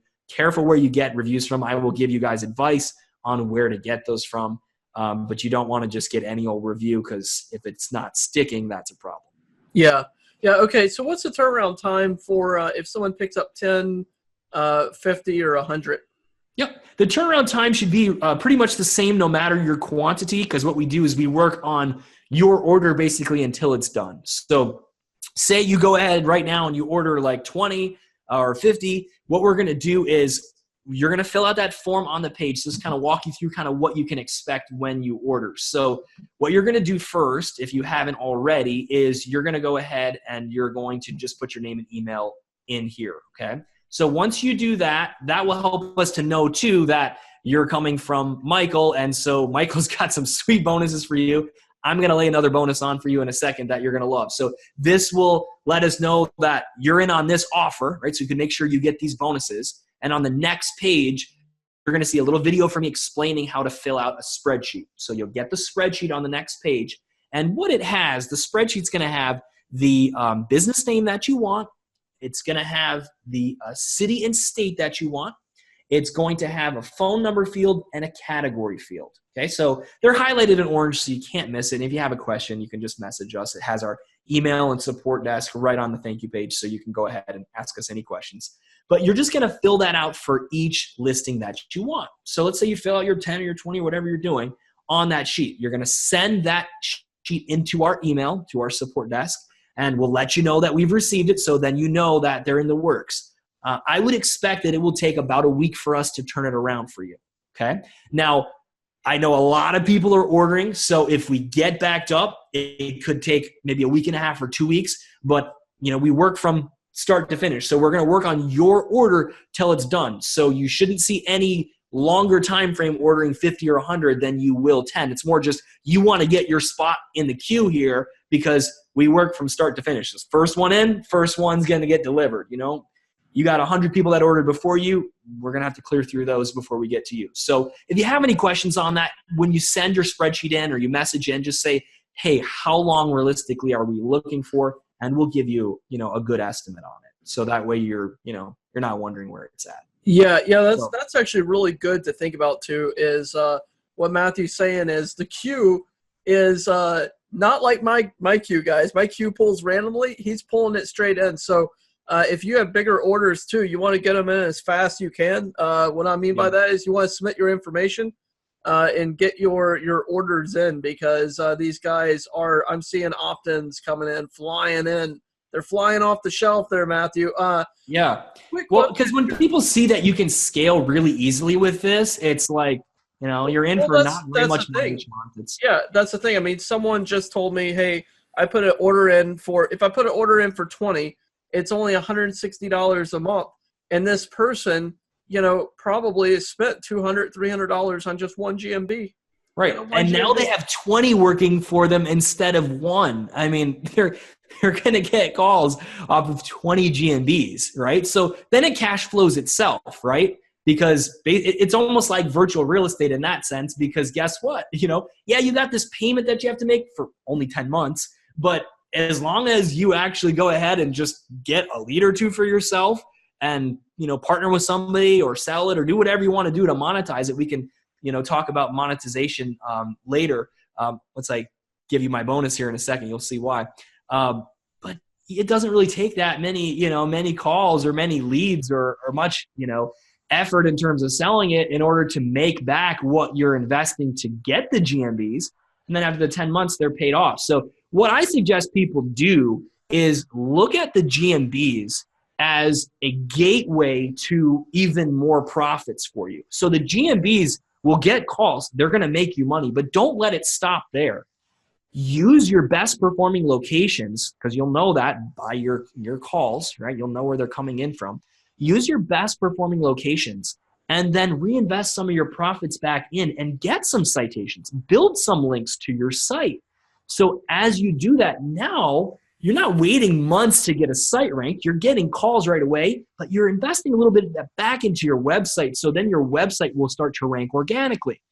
The benefit of having an organic ranked website is, should you ever lose a GMB, you have your website still sitting on page 1, and you can either get yourself another GMB, or what you can do is you can simply reach out to a local business. And because you're already on page 1, if you take their map listing, again, you'd find somebody that's not ranking well. You'd find somebody that's far back in the maps. It's not on page 1. You take their map listing and you set the website to yours. So you'd want to brand your site obviously for them and make it, customized for them. But if you then set their map domain to your site, watch what happens. It's like that. Yeah. They're going to go from nowhere in the maps into the map pack, because the map algorithm is blended. We're able to get into the maps right away in the top few results for a lot of these suburbs because nobody understands the naming and the location. If they did, they could just, they'd be there. Local businesses could just do it themselves. They wouldn't need us. But they don't understand that. And so that is your leverage, is you're coming in a suburb. There may be a few other businesses in that category in that suburb, but it's like that attorney example. It's like Conway. It's just branded, It's like they don't have any keywords. So if you come in the suburb and you call it, mesothelioma lawyers help of, whatever city name is, you're in the map pack. You get a review or two. People are clicking and calling you instead of that guy. Guess what?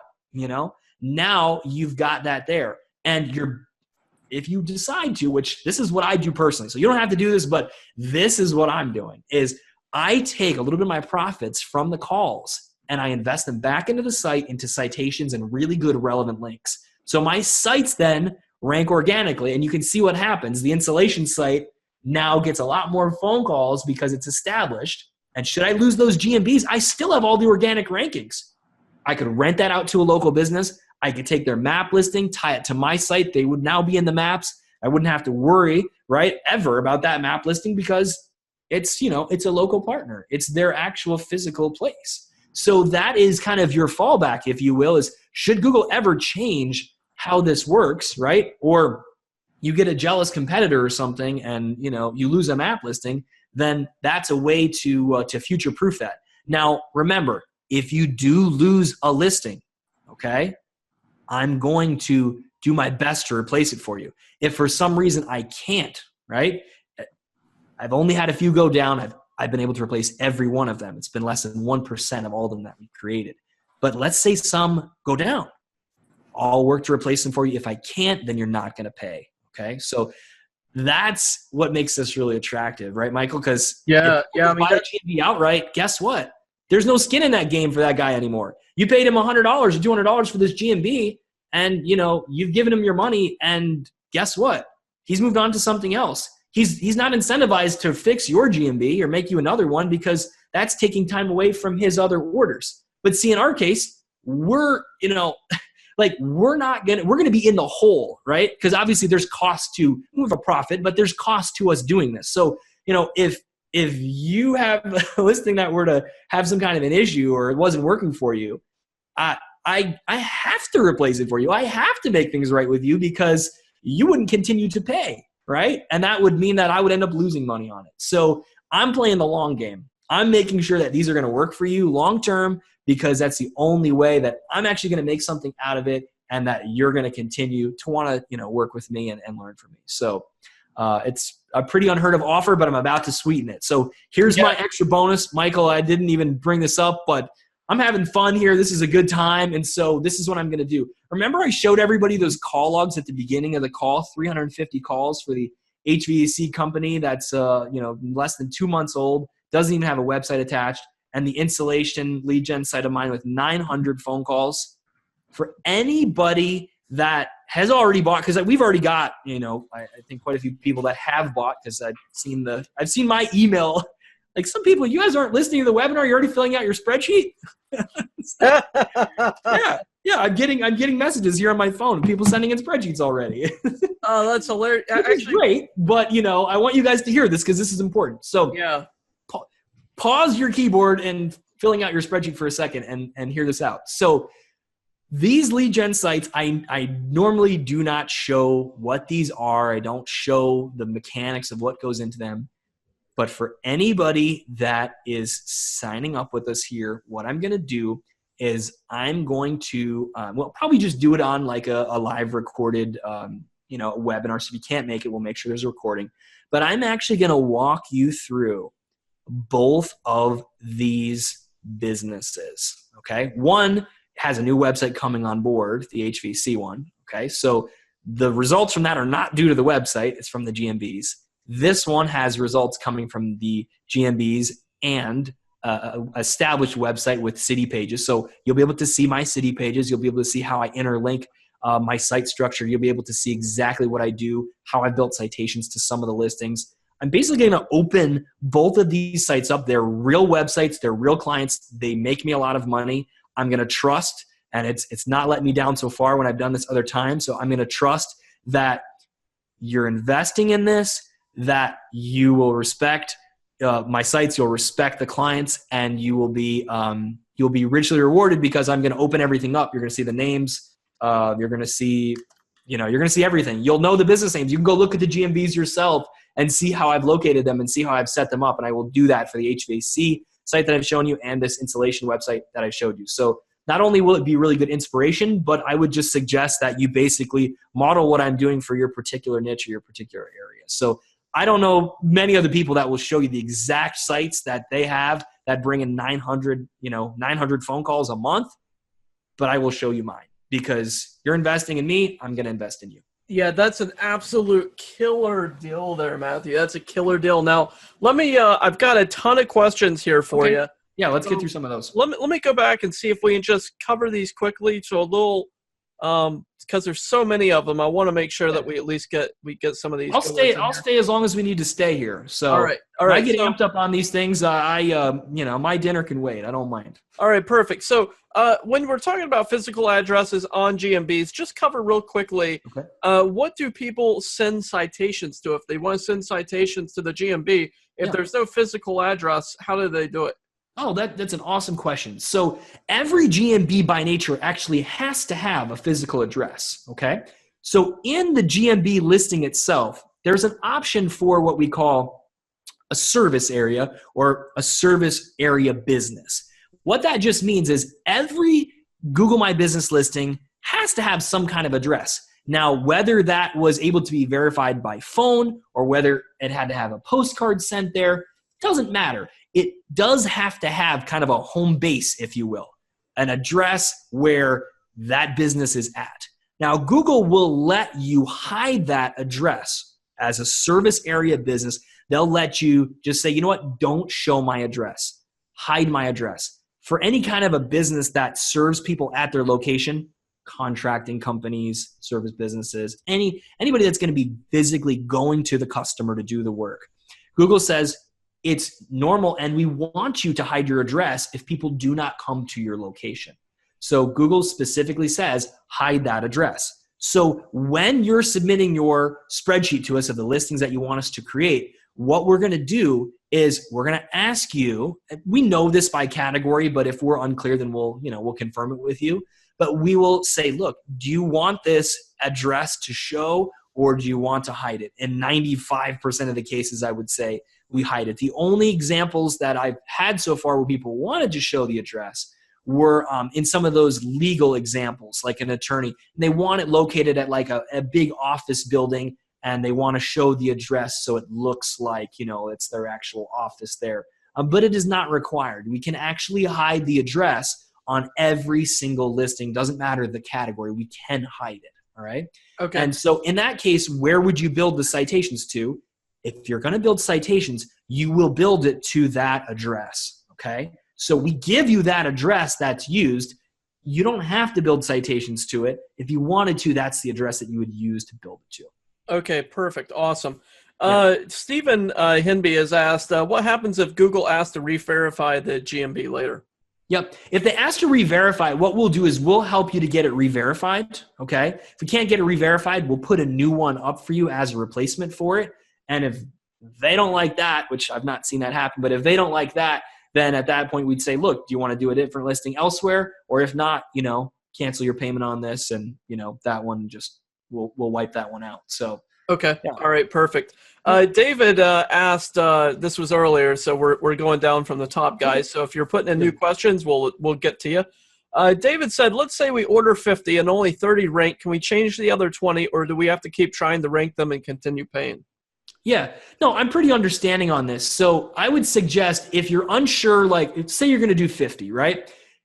You pick your areas, you're going to send your spreadsheet to us, and I look at every single spreadsheet that comes through. So if I see right away on your spreadsheet that these and I can tell because I've done a lot of these, because you got me personally looking at this for you. If I look at it and I can see, the way you've named these or the way these are located, or I know this niche and I'm not confident that those are going to rank well for you, I'm going to say something. I mean, I've said it to a couple people already that have ordered. I said, you know what, like you don't have the city name in here, and I think your targeting could probably like be a little bit better. I'll tell you because I want you to see success with this. That being said, if you got a bunch of them out there and it's been a few months and you're not seeing results on a few of them or some of them, then I will help to change those for you or repurpose them. And again, nobody else will do that. Now, I will do that for you. Realize it might take a little bit longer than a week, right? Because I got to fit you into the existing queue, but I will help you to do that. Nobody else is going to do that for you, but I will help you to do that. So the key is good selection up front, though. I'd rather not have to change them later for you, right? So the key is good selection up front. So when you put your order in, I'll look at it. If I see anything that looks a little wonky, I'll mention it. If you're unsure, when you put your spreadsheet in, you'll be able to send a message with it. Just say, hey, Matt, can you check this? Or I'm not sure about this, and I'll look at it. But if you run into something where it's just not working, or you're like, dang, I should have niched down and did the animal removal instead of pest control, then I'll work with you just like I did with that guy and said, look, I don't want you having GMBs sitting there that aren't doing anything. That's not going to be any good. So yeah, I'll help to repurpose those. Okay, perfect. Either another niche or another suburb or something. I mean, guys, I don't know if you guys understand what Matthew. Well, I'm sure you do if you're in this. That is amazing. No one else would ever offer such a thing. That's crazy. That's just crazy. They don't take the time to do it. Yeah. I mean, that's just crazy. I hope you guys can tell I care. Like, I really like doing this stuff, but like, ultimately, like, the biggest thing that I live for is the Facebook messages. When you message in and you're like, this is freaking awesome. Like, one guy messaged in, he's like, I've already sent 40 calls this week to this lead partner. And like, you got to realize, like, this guy just told me he's going to spend another $2,000 a month with me. And like, $2,000 for him was like, holy smokes, it's just like changed his life. And so, I'm pretty blessed. Like my life is really pretty awesome. And at this point where I'm at with I've already got the toys, I've got the house, I've got the cool stuff, I got the vacations, I got an amazing family. Like I'm in good health. I'm grateful for that. Like I'm looking at contribution. Last year I fed I think it was about, I want to say 300,000 people through Feeding them, 300,000 meals, I should say, through Feeding America, maybe 400,000 meals through Feeding America.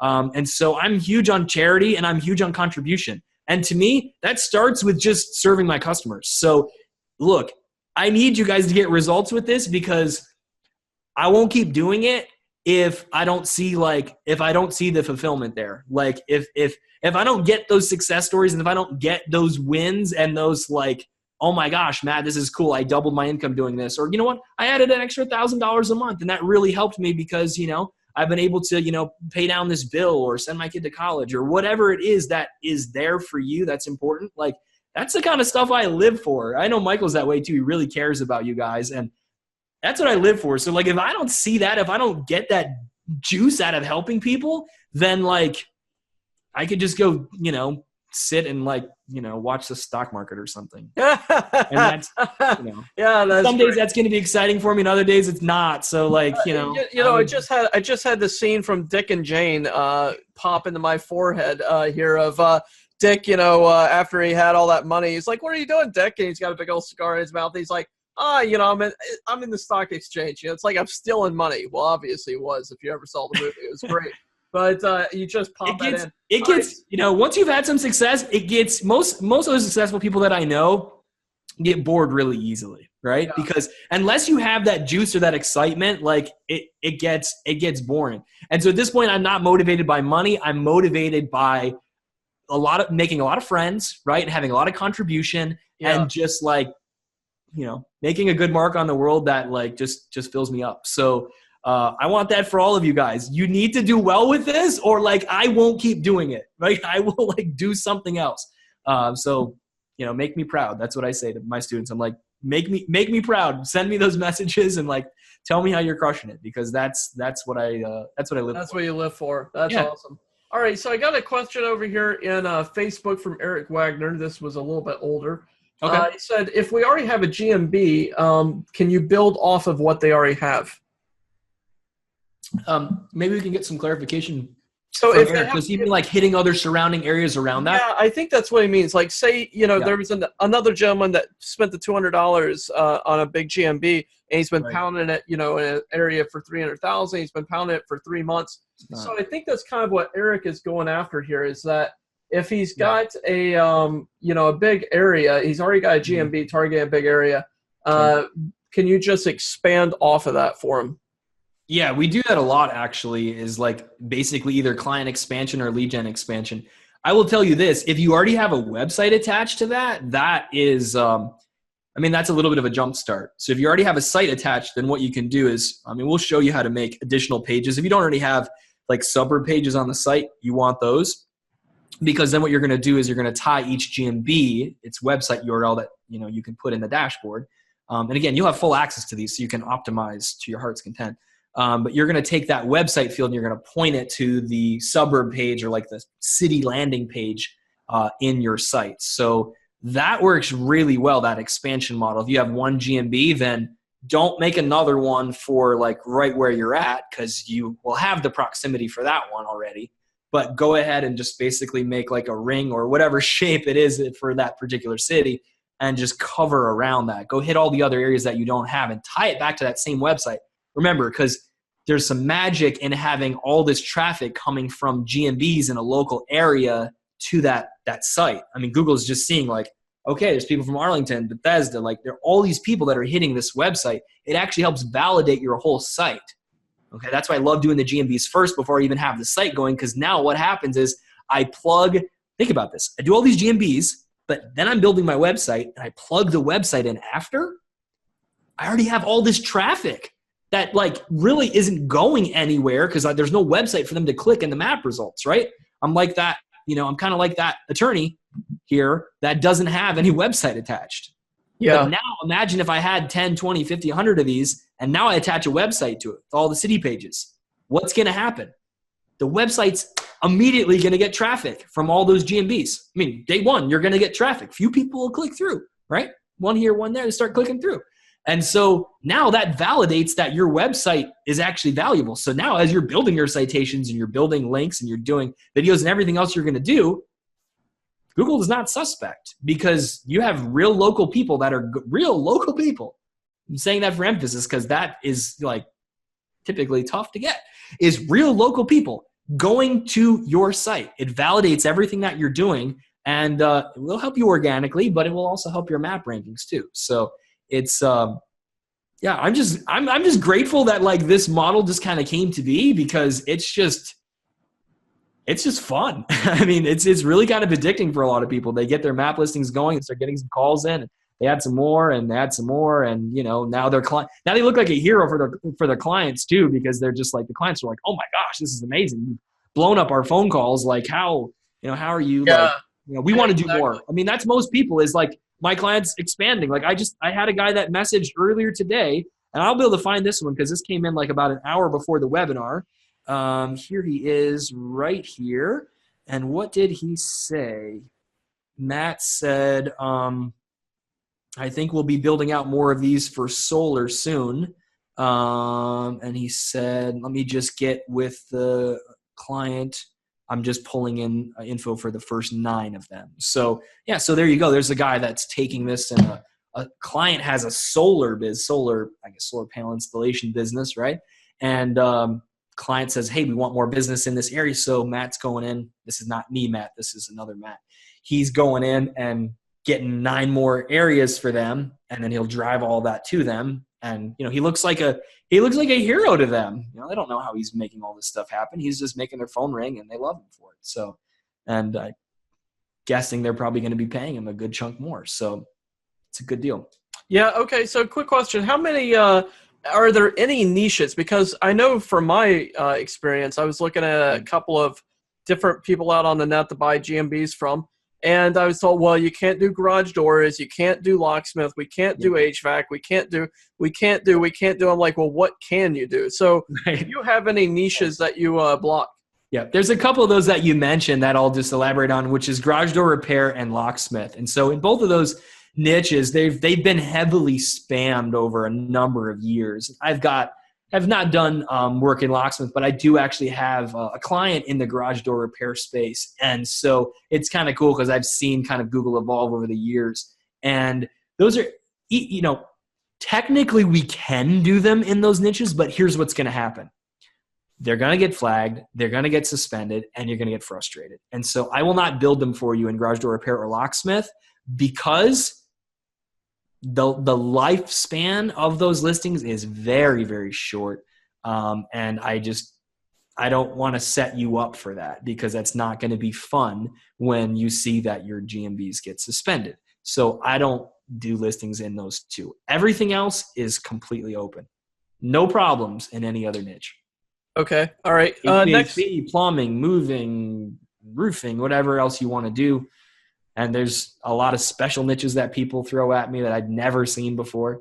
And all of them have been good. So if you have a question on it, you know, after you've put your name and email there and you've gotten your spreadsheet, you can just send in a message and just say, hey, I'm looking at this niche, or I'm looking at this area, and I'll be happy to help guide you. I mean, I've done a lot of this, so I can, if I were in your shoes, I would lean on me and and use my experience because it's, you know, I've seen a lot and I know what works. So just ask a question if you're not sure. Okay, perfect. Another question is, when do they purchase? When do they actually pay you? Not until the listings are live. So they're going to submit the spreadsheet. We're going to get the listings all up, and then we're going to send you a message back to your email that'll say, hey, congrats, your listings are live. We'll put all the live URLs right there to the map listings. So then you can go one by one and go see, oh my gosh. And then usually what most people do is then they go search in Google for that particular area. And they're like, oh my gosh, I got a couple already in the snack pack already. This is amazing. And then, okay, we'll give you a payment link, and you'll just, in the payment form, there'll be a box for quantity. So you'll just enter in whatever quantity that you ordered. So if you ordered 20, you put 20 in the box. You hit update, and you can check out with PayPal or credit card, and it'll set up that subscription for you for the 10 months. And that's it. As soon as you do that, then, it'll say that, congrats, you've paid. You can just shoot us a little message back saying, hey, great, got it paid, and we'll see your payment come through.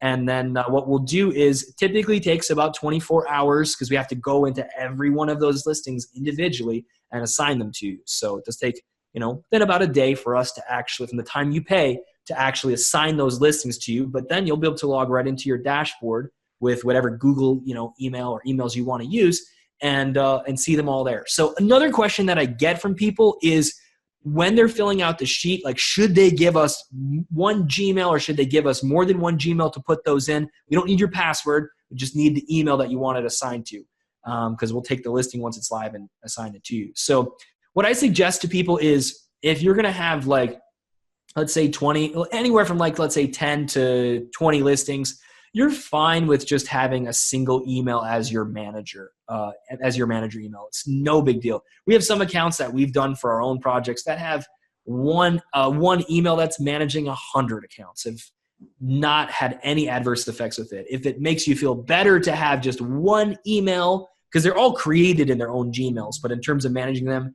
for convenience, it's nice to have just one manager email so you can log in, see all your Gmails there. So if you want to upload photos or do anything, they're all right there. But if you want to separate them out and give us a different Gmail for each one or something, some people feel better about that, then you can. On the sheet, you'll just put a different email for whatever listings that you want in those accounts, and then we'll just assign them to different emails. So they're all done one by one. So whatever you want them assigned to, we'll do. So we're pretty that's amazing. That's amazing. I mean, that's crazy that they are. I mean, this is also why I say people, you don't try to make these yourself, because, like, I have a very large team of people that work on these, right? And there's a lot of nuances to getting them done right. And so, but Matthew, man, that's just nuts, dude. I mean, think about it. Someone could buy 50, order 50, and a week later, 50 get delivered to them, and you've got 50 and you've got them out there already, and then you pay them. That's nuts. That's like getting the Lamborghini and having it parked in front of your house for a week and then getting the keys. That's awesome. You're last car I bought, I had to wire them the money, and then I had to wait a week for the thing to be shipped from Pennsylvania to me. That was a hard week to wait. I'm like, wait a second. I just sent you all this money and this thing is, like, on a transport, and then the transport guy is, like, delayed, and so I'm like, is this guy off driving my car somewhere? It was nerve-wracking. I tell you, my wife was nervous. I'm like, just relax. It will get here. It will get here. And, and then she sees it, shows up, and she's like, look at the odometer. Look at the odometer. I'm like, did they go driving this thing?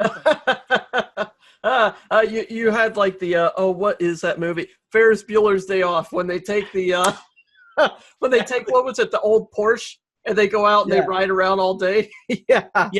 Yeah, and this is not a slow vehicle, so, like, I was I did check the odometer. Actually, I looked at my paperwork and I was like, okay, it doesn't even have 1 mile added. I'm like, whew. Oh, much better on that. He calls me. He's like, had a tire go out on his semi, and I was like, oh my gosh, it's crazy. So that's what's nice. You don't have to deal with any of that here, right? We give you the GMBs, and you may be like Vanu or Matt or Patrick or Kyle when you have, like, these listings go up. Because we make sure everything gets up first. We check everything before we deliver it. So the listings, don't be surprised if you actually get a phone call. It's happened dozens of times where people got a phone call before we delivered the listings to them. And well, even like Vanu, for that to happen. So that was like Dean here on the. So there's a guy that's ordered here named Dean, and so you can see here in his screenshot, he said, I'm already getting calls about my niche without even having a working website or optimization. What he actually messaged me in Messenger was this. He said, he's like, I just got a call on my Twilio account. I don't know how people are finding this. Is this like spam or something? Like, he was kind of concerned. And I said, Dean, did you check the call?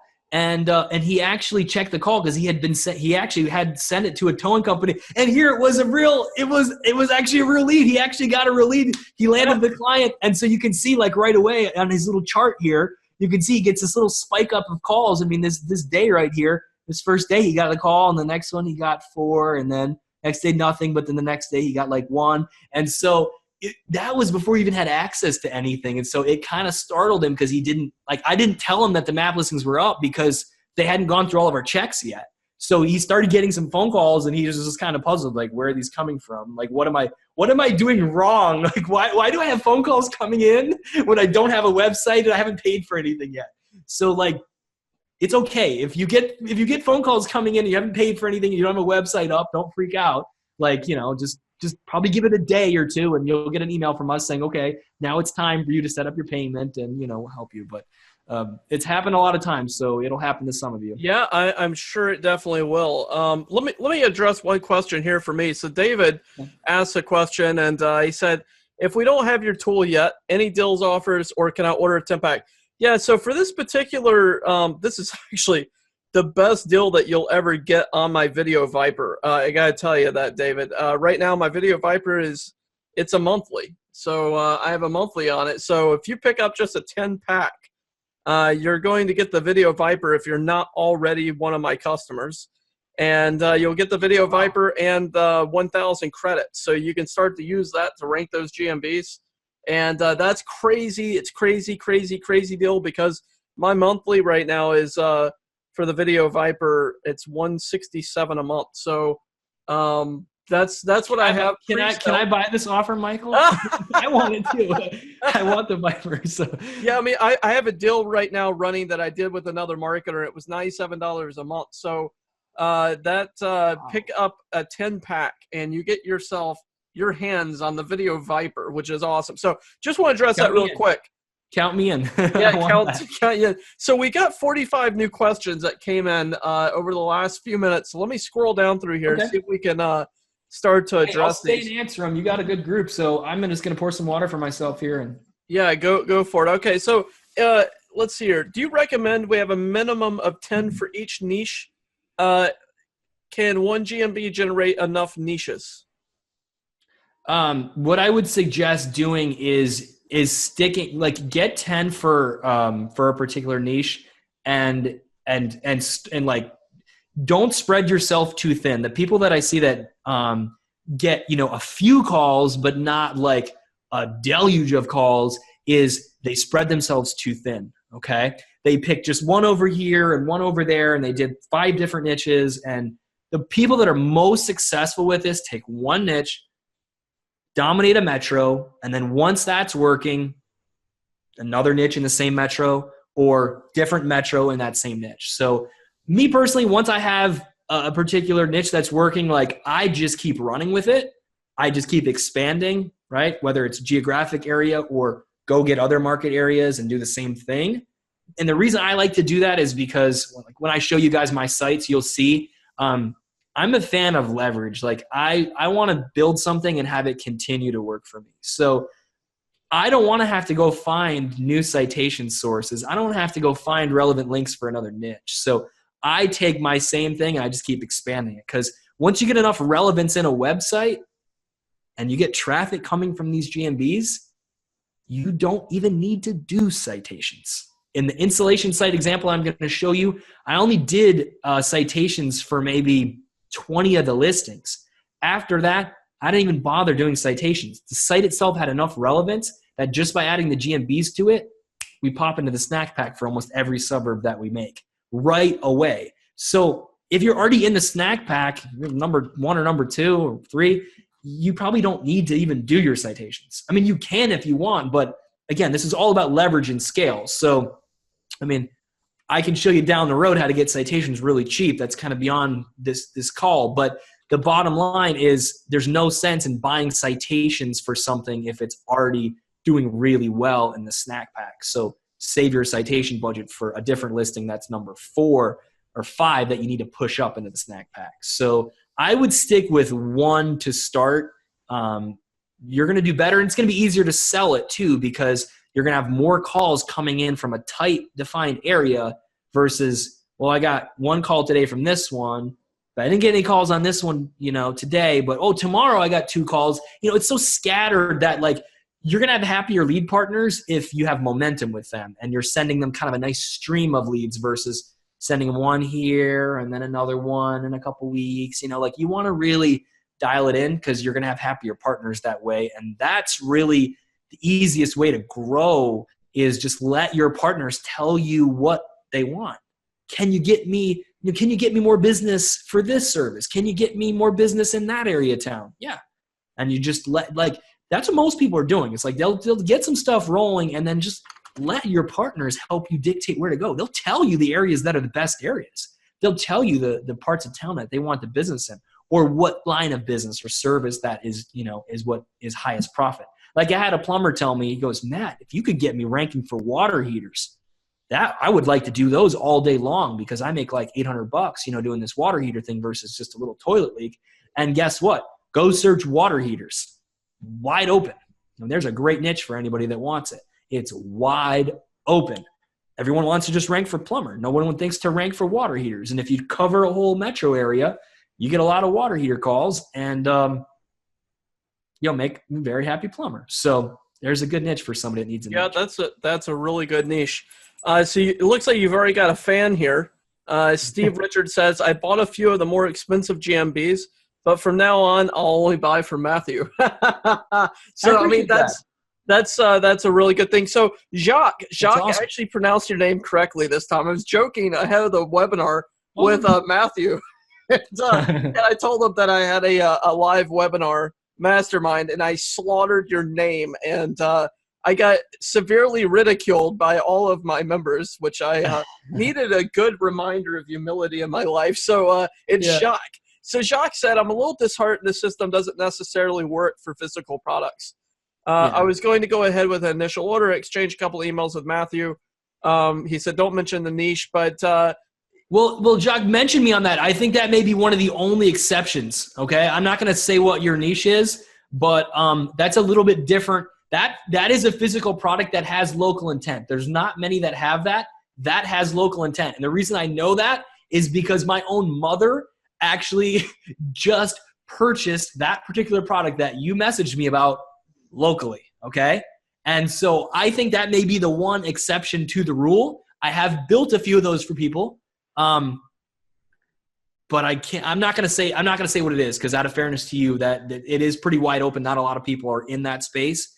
I do think that is an exception, and based on what I just told you guys earlier, I'll put them up for you. And if you're not getting any calls and not producing for you, then we'll switch it to something else. But I have a few other people that have bought those and are getting calls. So, but I don't really I didn't think of that as more of as a product like the wine box. To me, that's something different.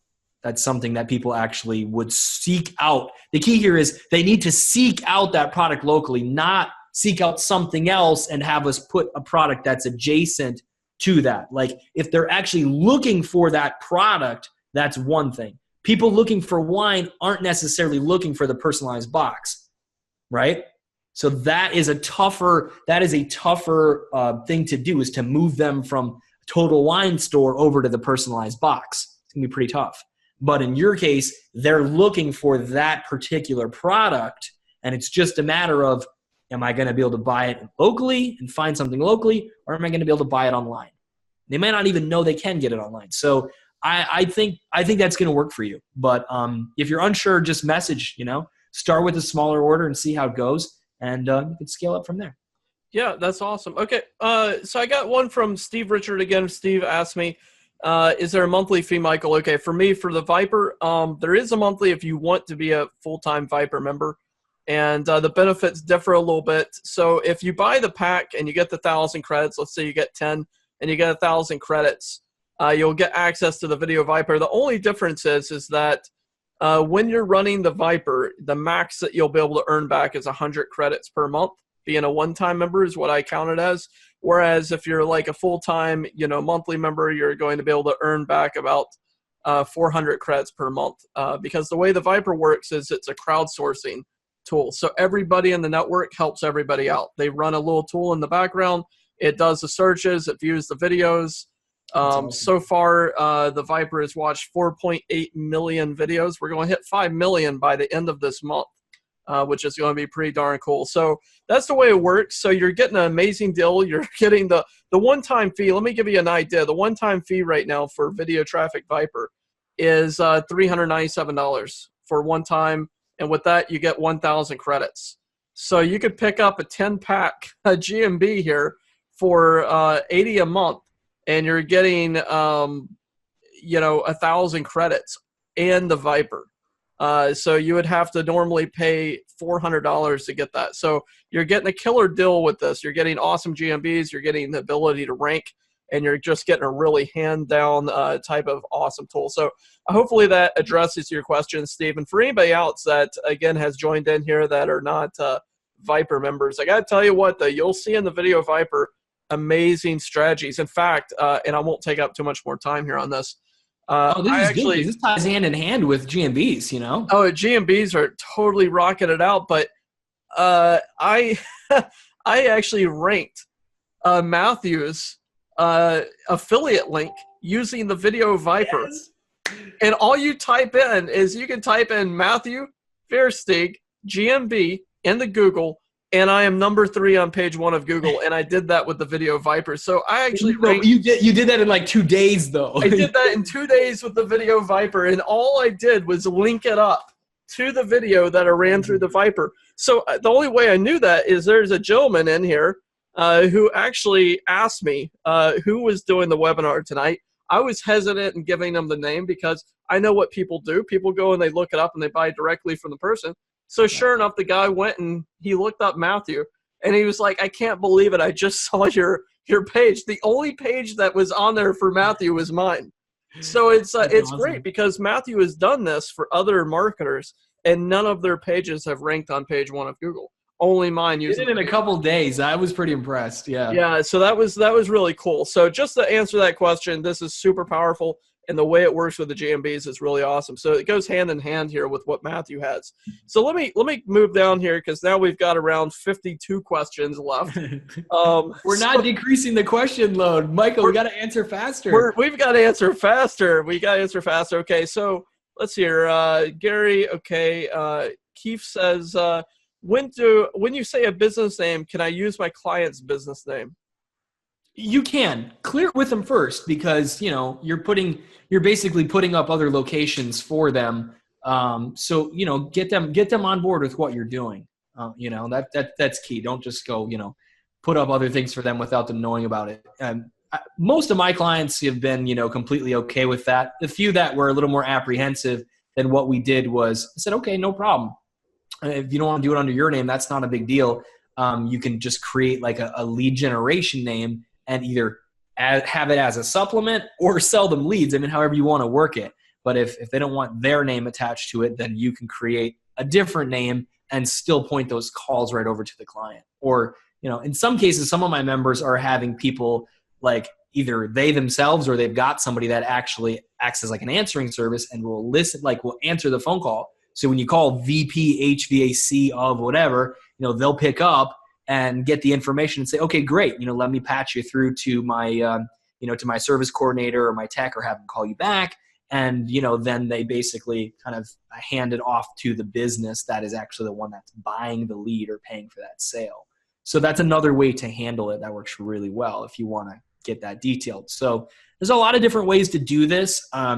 I expect that you guys will probably have, questions about even how you can maximize them more and what do I do once I have my website and how do I make the most of that. And so what we'll do is I'll just give you guys, we'll work it with Michael where we'll just set some kind of a webinar up that I'll run for you, for everybody that's in on this. And, I'll again, break down the sites for you, show you examples, show you what I'm doing. And, I'll be available to answer your questions and make sure that you get this and that it works. Yeah, that's awesome. Now, I've seen a couple of questions back and forth, both on Facebook and in the chat, and I think this is a good way to address this. So the question I've been seeing is, okay, let's say that we set up these GMBs. How do we find the clients? I don't want to do it to a third party type of thing. So what I would say, guys, and I'm sure Matthew will agree on this method, perhaps, is I would get something like Jill's office. You hire Jill's office. They make the phone calls for you to the local people. You don't have to worry about the crappy third party that's going to give you $10 per call where you could be getting $80 per call. So that's what I would do is I would go jillsoffice.com, set it up, go in there, talk to them, direct your calls to them, have them call up the local clients, set up the business calls with you. Bada bing, bada boom, you've sold your stuff. So that's what I would do. Is that what you would recommend? What that does too, Michael, is it creates a higher value lead. So some of the people in my group, I would say that are doing this at the highest level, they're generating, hundreds, thousands of phone calls a month. What they've discovered is they're able to charge a lot more per lead when the lead is not just sold as a lead, but more of like, an appointment or it's vetted already. And even, for my own projects, the things I make the best money with, like per lead, are actually billed like per sale. Like literally I'm getting, and you don't start with this necessarily. You can start with just selling the lead and then maybe having somebody vetted, and then you maybe get yourself actually ownership in a particular business that you apply this for. But the key is getting in the game and showing businesses like that you can bring them the calls, because really in terms of selling this, it's 100 times easier than trying to sell SEO, because ultimately businesses want phone calls. I mean, if you need a way, like if you already have phone calls coming in and you're not sure how to sell them, I'll tell you right now, this is the easiest way ever to sell them, is you just send some phone calls to a business. Okay. So you look at somebody that's already advertising in AdWords and spending money, and you send some phone calls to them. Okay. You have to look at your state laws. There's a few states, you have to like double record and stuff and spell out that you're actually recording the call. But you can, if you do it right, you can record the phone call and say that the call is recorded, and you send them the calls. And guess what? You keep track of the logs. And after you've sent them like 4 or 5 people, then you call the business up. And it's not like a cold call. You just say, hey, I've referred a few people to you, and I just wanted to make sure that you're taking care of them. And it's almost like it's got like not a concerned tone, but it's not, hey, this is Matt with, I automate, or with Matt with Summit Marketing Systems, and I'm calling to see if you. No, it's not a cold call. It's just saying, hey, I've referred some people to you, and just, I want to make sure that you're taking care of them. And so, well, yeah, who's this, or who did you refer? And so you just totally disarm them. You talk to whoever it is that's, responsible for this. You can find the owner's name or marketing manager's name or whatever, and you can talk to them. But you just name drop the people that are on the recordings. So whoever they got an appointment with, or whoever they set up, business with, if it's like, okay, yeah, can I get your name? We'll come out and do an estimate. Yeah, my name's Joe, and here's my number, and I live at blah, blah, blah, blah. And so then you're talking to this, owner or manager on the phone. You say, yeah, well, I sent you Joe, who you set up an appointment with to bid the new furnace installation. I also sent you Mary, who you went out to do the repair for. And I sent you, the XYZ, company that is the one that's, wanting you to bid the new facility add-on that they're doing. So now they know that you're not just some marketer. You're not just somebody that's calling to say like, I want to sell you something. They're like, oh, well, who are you? Well, how'd you send us these people? Like they're intrigued by you, because you just sent them real customers. You've not tried to sell them anything. Okay. You've not came in trying to pitch them. And now they want to know who you are, what you do. And you can just say, hey, why don't we just grab coffee, or why don't we have a meeting, or, let's, when it's a good time, or if it's now, whatever, let's, just kind of talk about it. I can explain a little bit more about, how I'm referring people to you. And, let's see if it makes sense for me to send you more people and work out an arrangement that, fits with your marketing budget and, grows your business. And it's just casual. And there's no, you're not trying to shove it. You've delivered value first, right? You gave them some free customers. They can't say no to you.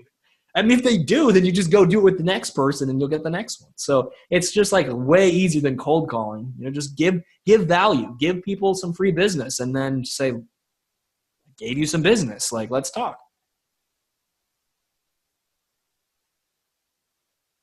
Oops, I was totally muted there. My bad. Okay. I was talking to myself. I want to tell you guys, if you haven't already, opt in, put your name on the form, because I got to tell you, I've already seen about 80 or 90 that have come in total. I know that 60 have come in during the call here, and I did some before. So I'm going to be emailing the list out, and I got to tell you, when it goes out to the list, it's really going to blow up. So if you want to get in on the queue, since you're here first, submit your information now. Get in there, get on the queue. That'd be a really great thing. But I know it's going to fill up fast. So those peeps that really want to get in there and get your GMBs out quicker, the faster, do it before I email the list. Because if I email the list, you may be in the back of the line. And want to make sure that you guys get taken care of. I see some great feedback coming in here already. I know some of my people are in your group too. And so when they hear that, I've sweetened the deal and I'm like, adding like, the extra 10% listings on, and then like going to do this extra series and stuff, they're going to be like, well, can I get on that? Yeah. So they're gonna come by in too. So that'll add to the queue. Yeah, definitely. All right. So Diane Hill says if we order for an area in a niche, and I've seen this by a couple of people phrased a little bit differently each time. If we order for an area in a niche you've already built for someone else, will you let us know so we can change it up? How do you handle that? Because there are a lot of people here that may be touching some of the same areas. Yeah, I can't promise exclusivity, but I will tell you, like, if you say, look, Matt, like, is somebody already in that area? I will definitely tell you. I can tell you this, it's only happened once so far. And they're just like, oh, okay, well, that's no big deal. I was looking at this other niche too, so I'll just do this other one. So I'll tell you though, if you want to know, I'll tell you, but I can't be exclusive because people expand, right? They get 20 and then they're like, oh my gosh, this is working so well. Now they move into another metro. So they just keep going. But also it will be pretty easy for you to tell, because if you do a search for that particular location, you're going to be able to see in that niche, you're going to be able to see what's there. And you want to pick ones, like I pick ones that are pretty easy layups, Don't go into the mesothelioma if there's 3 people that are in the map pack that all have like mesothelioma and like the city name in their business, in their business name with a ton of reviews. Like don't pick that. Go pick a different city. Okay? Go pick a different area or a different niche. Exactly. And a couple of other questions. I'm just going to try to address these together. Stephen, Chris is from the UK, I believe. Stephen's from Australia. We love our people in down under, so in the UK as well. So for those two, if you guys want to put in your orders, I would say get them in to Matt, because the more orders that come in for that, or the more that you order, the higher chance that they're going to be done quicker, instead of waiting around for a long time for orders to come in. So don't be afraid if you're UK or Australian. I'll be able to tell you the turnaround time too. Yeah, so. I really want to do some Midnight Oil here. That's an 80s song from Australia. I really want to do an Australian accent, but I'm doing my best not to do it. I don't want to scare anybody off here. So that's what I would do, is if you're UK Australian, drop that out there and totally rock it out, because you are going to get it. You will be taken care of. He'll do a really great job for you. I know that. So the other benefit too is like, there's just, you would think, like a lot of people say, Matt, isn't this like saturated? That's a question I get a lot. It's like, isn't this saturated though? Like, haven't I missed this? Absolutely not. It's so wide open. I mean, I've been doing this for a little while, but like it is wide open. I mean, for that HVAC site, I mean, I just made the site. Like the site isn't even indexed and launched yet. So within 2 months, it's got that many calls. It started from 0. Okay. Nothing. I mean, and we're talking, I'm not going to give the county, because if you go right now and start looking at all those cities, like it'll be obvious which ones are mine, because I told you how to name them. But for those that are getting the offer, obviously I will show you the site. I'll show you all the listings so you can see what I've done. But like, it's, you'd think, oh my gosh, like he's ranking there. I mean, you can rank pretty much anywhere with this. It's just about picking the locations right and just getting those keywords in and city name into your titles in order to get those snack pack rankings quick. Yeah, that's awesome. That's great. So Lonray, I'm sorry, I'm slaughtering your name. I know I am. So he's put this question a couple of times. Okay. Can I get 2 GMB spots in the 3-pack? You can. Yep. But with different brand, but with different, they obviously need to be named differently, right? Okay. Typically, if they're attached to the same website, that's not going to happen. But I will tell you this, one of my very advanced strategies, which I'll give you guys, because it answers the question perfectly, is once I have a major brand name that's working in a particular area, I go make a second one and I do the exact same strategy with a different name. So in some of these 3-packs that I'm going to show you, I have all 3 spots with 3 different names. Wow, that's awesome. Okay, and in some cases they don't have websites, because I showed you that I do the GMBs first before I do the websites. So in some cases they don't have websites. They will have websites in time, but my priority is more just getting the Matt packs covered, so I own the Matt pack before I actually have a whole full site built out and attached. It takes a lot more time to do that. So okay, that's awesome. Okay, so here Chuck Smith asked, would this work for an individual loan officer with a large service area in a big metro? Now, for that, kind of going back on what you covered before, for that big metro. Yeah, not a large service area. It'll work for them, but not a large service area. So they'll get business right where they're at, but the big service area, they're not going to get stuff outside of 5 miles or so. Yeah, but you would say set up many GMBs for that, for a big metro, like 20 or 30 different GMBs to target all the. I've had people do. I don't know if it's specifically mortgages that he's looking for or whatnot, but I've had people do a lot of mortgage and financial products, and it's the exact same model. It's lots of GMBs hitting all of the suburbs, because one with the service area is just not. It's not going to cut it. Exactly. That's awesome. That's great. Let's see here. Okay, that's awesome. That's a great cover here. Mike Howard. Okay, while you were talking, this was at 8:42. It's almost 45 minutes ago. He said, "Oh snap!" I'm replacing the word here. "Oh snap! I just changed the name of that DC GMB, and I now rank number 2 in Alexandria, Virginia." So while we were on this, he watched your webinar, made the change to his GMB name. Holy smokes, Mike Howard, you are the winner of the special prize today, which I've not yet decided. But that's really cool. Look at that. Anything's really important. Good work applying that, man. Awesome. Mike is on board. I mean, this guy is amazing what he does. He's really an inspiration. So cool. Well, great. I'm so glad you just went and did that. That's amazing. That's great. I love it. Like I'm telling you, like seeing you guys have success with this and you gals have success with this, like that's what fills me up. It's not, don't be surprised if I don't get over the top excited, because I see it a lot. So I'm just like, sweet, because it's kind of normal for me now seeing that stuff, but like it is awesome. So yeah, well, Mike went a little crazy. Mike, I think I'm gonna have to take you out, since you live up the road from me. I think I'm gonna have to take you out to Krispy Kreme donuts. We're gonna have to celebrate here, because Mike said he's now ranking in Springfield, Virginia, and Waldorf, Maryland, in Bethesda, Maryland. He said, "Okay, I'm sold. Nice. Oh, that's great. That's awesome." Here's a question from Phil King. Maybe I missed it, but how do we set up GMBs for customers? Are there multiple GMBs for customer variations? Okay, Phil, for that, I would say go back to the replay, because we definitely covered that heavily. And Matthew went over all that, which was really awesome. Mike Paul said, so Mike Paul, another guy. What the heck? Mike Paul said, I just changed 2 GMB names. In the middle of this webinar, he said, I'm now number 1 for those terms. That is crazy. I didn't even tell you guys to do that. You got smart students here, man. I love it. These guys are on fire. It's great. These guys, yeah. Imagine you do that with like 10 or 20, and you're like, you're in the snack bag for 10 or 20. Exactly. That's awesome. Off to the races. Good stuff. Totally. That is really amazing. You guys were on fire tonight. That's great.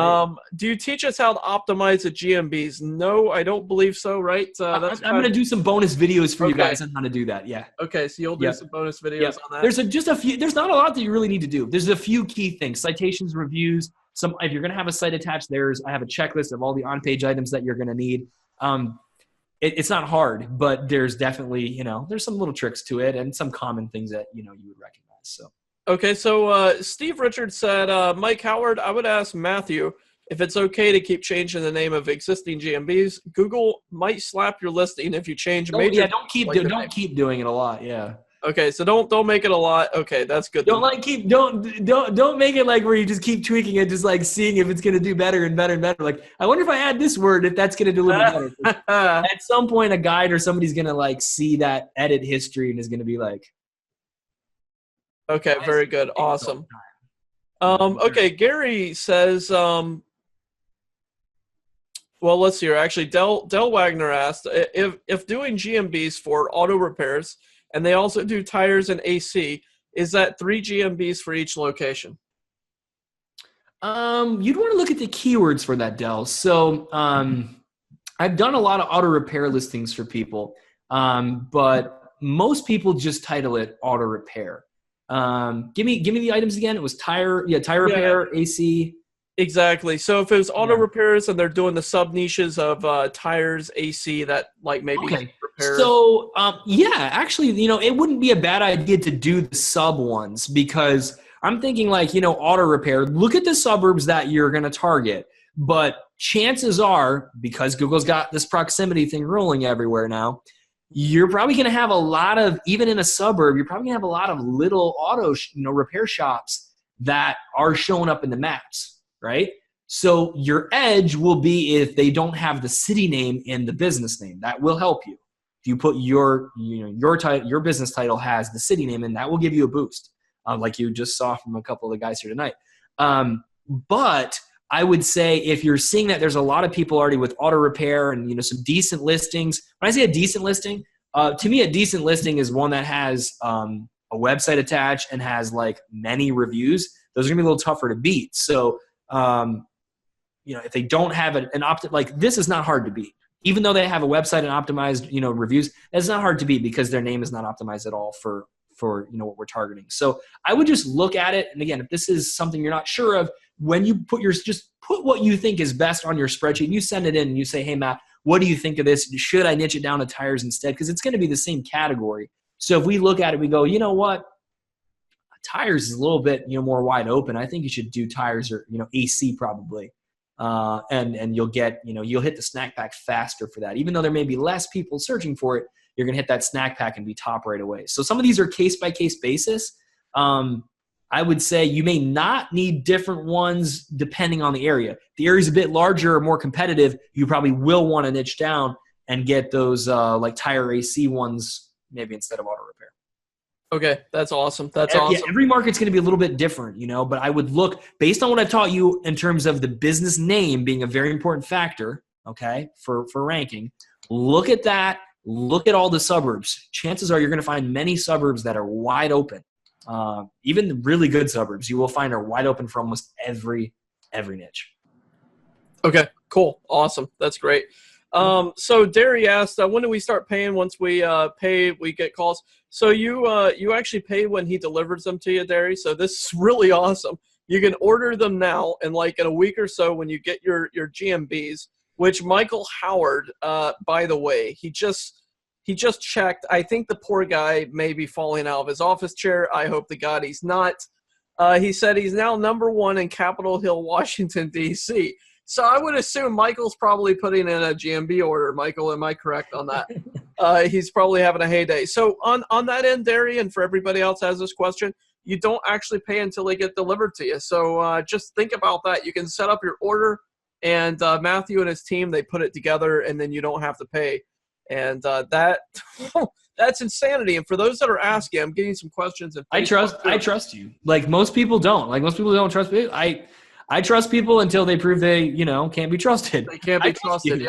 Yeah. That's really a big trust factor there. So for the people asking as well, the price is $8 per GMB per month, with a minimum of 10 that you need to buy. So you need to and it's a 10-month term. So as soon as your 10 months is up there, then no more payments. You're done. You can usually what most people do that I've seen is a couple months in, they got their stuff, really working, and so they go, wow, I'm already making more money from the calls than I'm paying you for the GMBs. So they go grab another 10.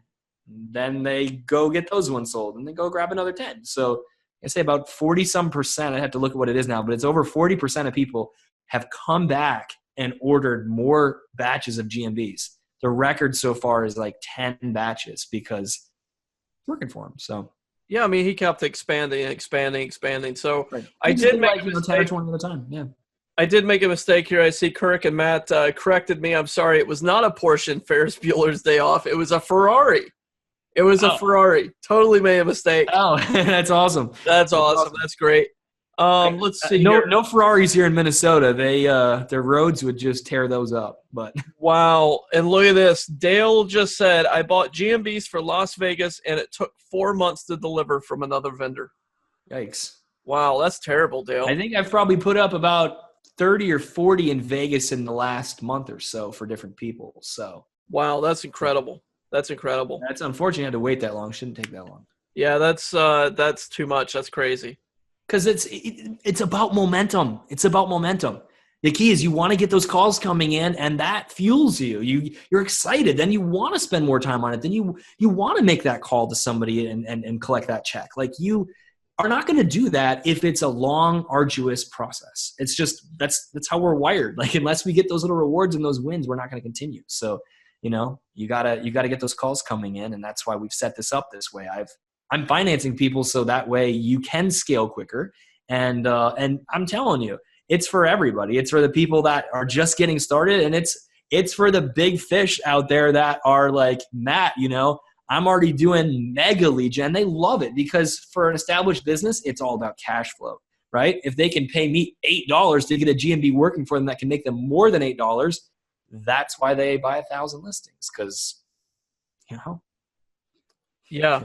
it scale a lot faster. Exactly. So someone's asked this a couple of times. It's popped up a couple of different people. Why was Matthew showing the zip code example? Thanks. Maybe that wasn't clear. So what I do with the zip code map is more so for setting your service areas inside of your GMB. I guess I forgot to touch on that. So when you get your GMB, or when you get, let's say, 10 GMBs delivered to you, each one is its own thing. So you can have a different service area, and you should for each one, because you don't want these, unless you're doing the multiple brand strategy later on as you get more advanced. You want these to, think of it almost like a franchise. This one's got a territory, this one's got a territory, and we butt up to each other here, but this one's this territory and this one's this territory. So I like looking at the zip code maps to kind of figure out if I'm going to do, one in North Orlando, one in the East, South, and the West, which zip codes all apply to their service areas. Because you're not going to just say that the one in the North serves all of Orlando, because it's not going to show there anyway. Google's only going to show it for 5 miles. So I want to just take these northern zip codes and put them as the service area for the one that's Orlando North. The ones that are in the East area, I'm going to take, these 6, 8 zip codes, whatever that is, and I'm going to put those in the East one. Same with the South, same with the West. I'm going to kind of carve up the city that way. That's if I'm locating them just within the actual city. If I'm doing suburbs, the same principle applies.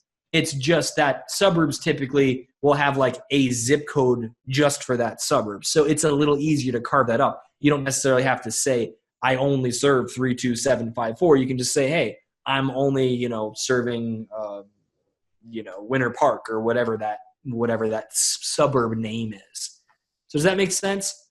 It helps you to carve up a specific city if you're going to have multiple listings within just the city itself. Okay. Awesome. Perfect. Again, anybody that has questions on where to locate or when they're filling out their spreadsheet, if they're, I've had a couple people that have just filled out their spreadsheet kind of as best as they could, and they just send it in, and they're like, hey, how does this look? Does this look right? Did I do this right? And then we'll check it. And then, half the time they need an adjustment or two, that's fine. We'll tell them what it is, and they can adjust a little bit and send it back in. So, okay, yeah, here's a really good one from Kirk. What happens when the GMB has no 3-pack for the location? How do you work with that? Look in advance to see if it pulls a map pack for that particular term and location. I would suggest that you focus on ones that already have a map pack there. Don't try to get Google to make a map pack where it doesn't exist, because you're better off aligning with what Google is already doing and what Google has already shown you works, instead of trying to get a map pack to show where it's not. Okay. You might be able to make it happen by branding it to that keyword, sending citations, getting an optimized site for it as well to try and pull like a one pack or to get the map pack to show. But that's, but I look at that more as like a gamble. That's not I want certain, you know, like if it were the stock market, like I want the stock that never goes down and I want the stock that pays me every single month. I don't want the thing that's going like this. I don't have the stomach for that.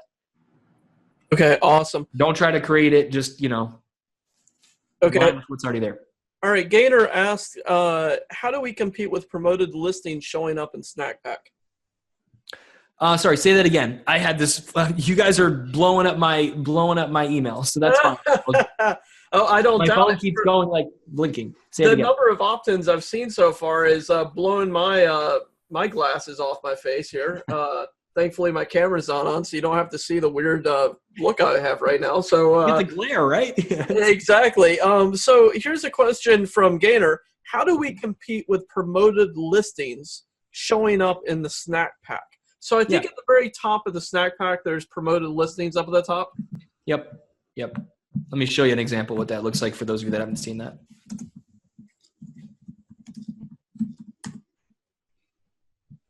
See if I could pull a pack here that shows it.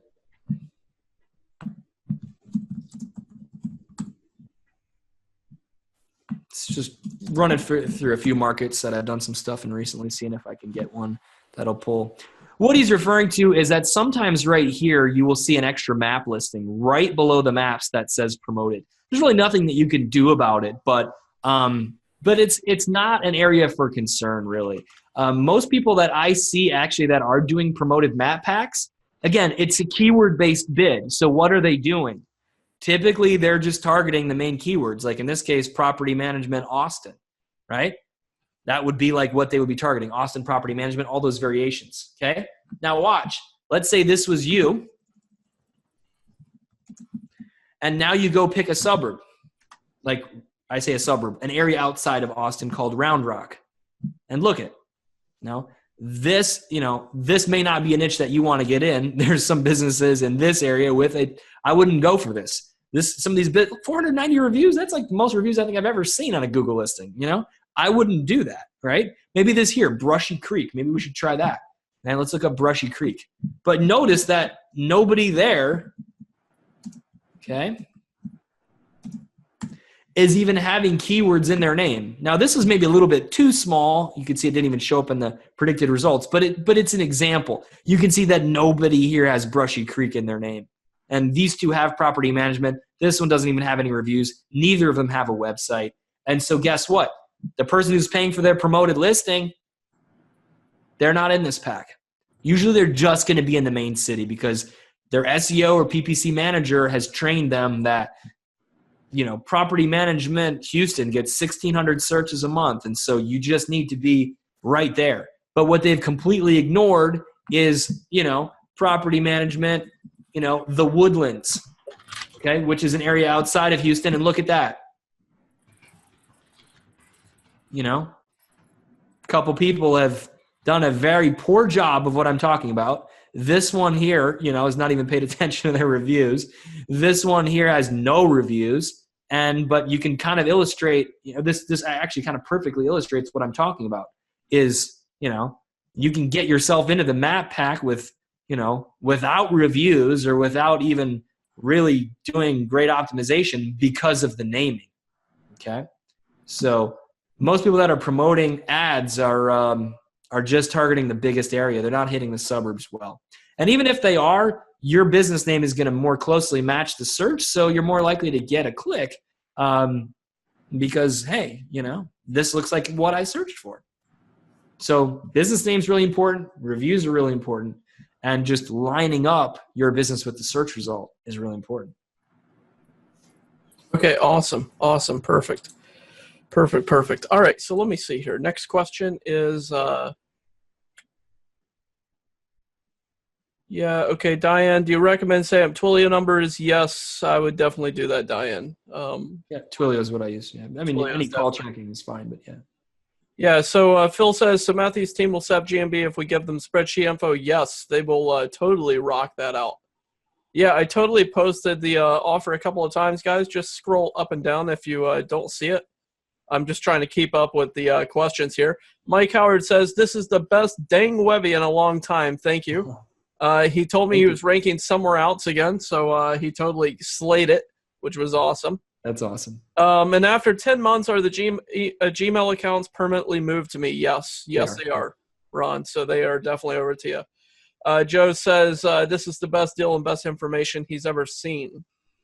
Michael, what is the best procedure for verifying my order for GMBs? Okay, so once you guys have actually paid for your order, this is when you guys email me at support@bosmarketingllc.com. And I'll type this into the chat here in just a second. For all you guys that are my customers, you know my email by now, or at least you should. So you put in Bose Marketing at support@bosmarketingllc.com.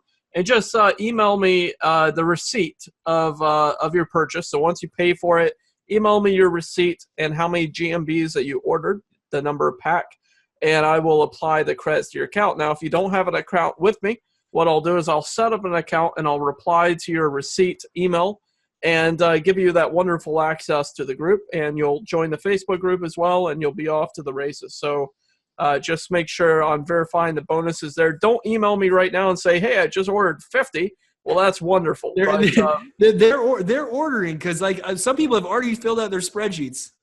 Several have filled out the spreadsheet already. So their questions must have been answered. That's crazy. That's great. Yeah. They're filling spreadsheets. Yeah. I mean, I see 72 submissions already on the forum today, I believe. So I think I've got it. I think about 72 submissions have come in. So that's awesome. Yeah, so once you do that, just put it in there, send the receipt in to me, and I will get you guys squared away because this is going to be awesome for you guys. You guys are going to love this. This is such a great deal. People are kind of surprised that I make the offer because they're just like, number one, no one would ever like finance them on something like that. Not to mention the price, even when you factor in the payments put together, is a really great price for them. But then the fact that, we support them, we take care of them, Exactly. Yeah. So that's a killer deal. That's a super killer deal. All right. So we're getting close to the end here on this. What if your business operates statewide? How do you prepare the spreadsheet? So what I would do for a statewide business is you're going to, you want to decide how much of the state you want to cover. If you want to cover the whole state, let's kind of look at it as an example maybe together here that I would do. So let's just look at like the state of Florida. Okay, so let's just go to a map. And, for an entire state, automatically you're going to, you'll know this because if you're in the state or involved there, then you would know. But right away, you're going to tell that there's a lot of population anytime you see a large bolded city, right? So immediately that's kind of a little tip off as to like where people are at, like Tampa, Miami, Orlando, Jacksonville, right? There's a lot of people, but you don't have to be in the biggest cities necessarily. But as you keep zooming in on the map and you see more and more cities get bolded, those are like little hot spots for you that you should pay attention to, right? And it's not so much being in each of these cities, right, as it is dominating all around that whole city. So for instance, let's say I want to dominate Tampa. You guys realize by now it's not just about Tampa, it's about everything around Tampa. So once I kind of zoom in here, right, where kind of all of Tampa starts taking up my screen, it's going to show you how you're going to want to cover this, right? So it's just another way of looking at it. But all these cities that you're seeing here that are bolded, Brandon, Wesley, Chapel, Newport, Ritchie, Tarpon Springs, Palmer, all these, right? These are all, anything that you're seeing here that's bolded, like, any name on the map, that's fantastic. So to then take it further and gobble up the whole state, the way I do it for the states that I'm in is I go metro by metro. So if I want to do Florida, then I'll get everything around Tampa. If I'm going to do Miami, I'm going to get everything around Miami. I'll do Orlando. I'll do Jacksonville. I'll do like Tallahassee, Panama City, and basically just carve it up by like metro that way. Now, I do have some people that just completely go through and they'll just grab a list of like every city name, across the whole state. And you can do it that way as well. So it doesn't really matter, how you carve it up. But I personally just like looking at metros because usually that's where the population is, and then I'll cover that whole area.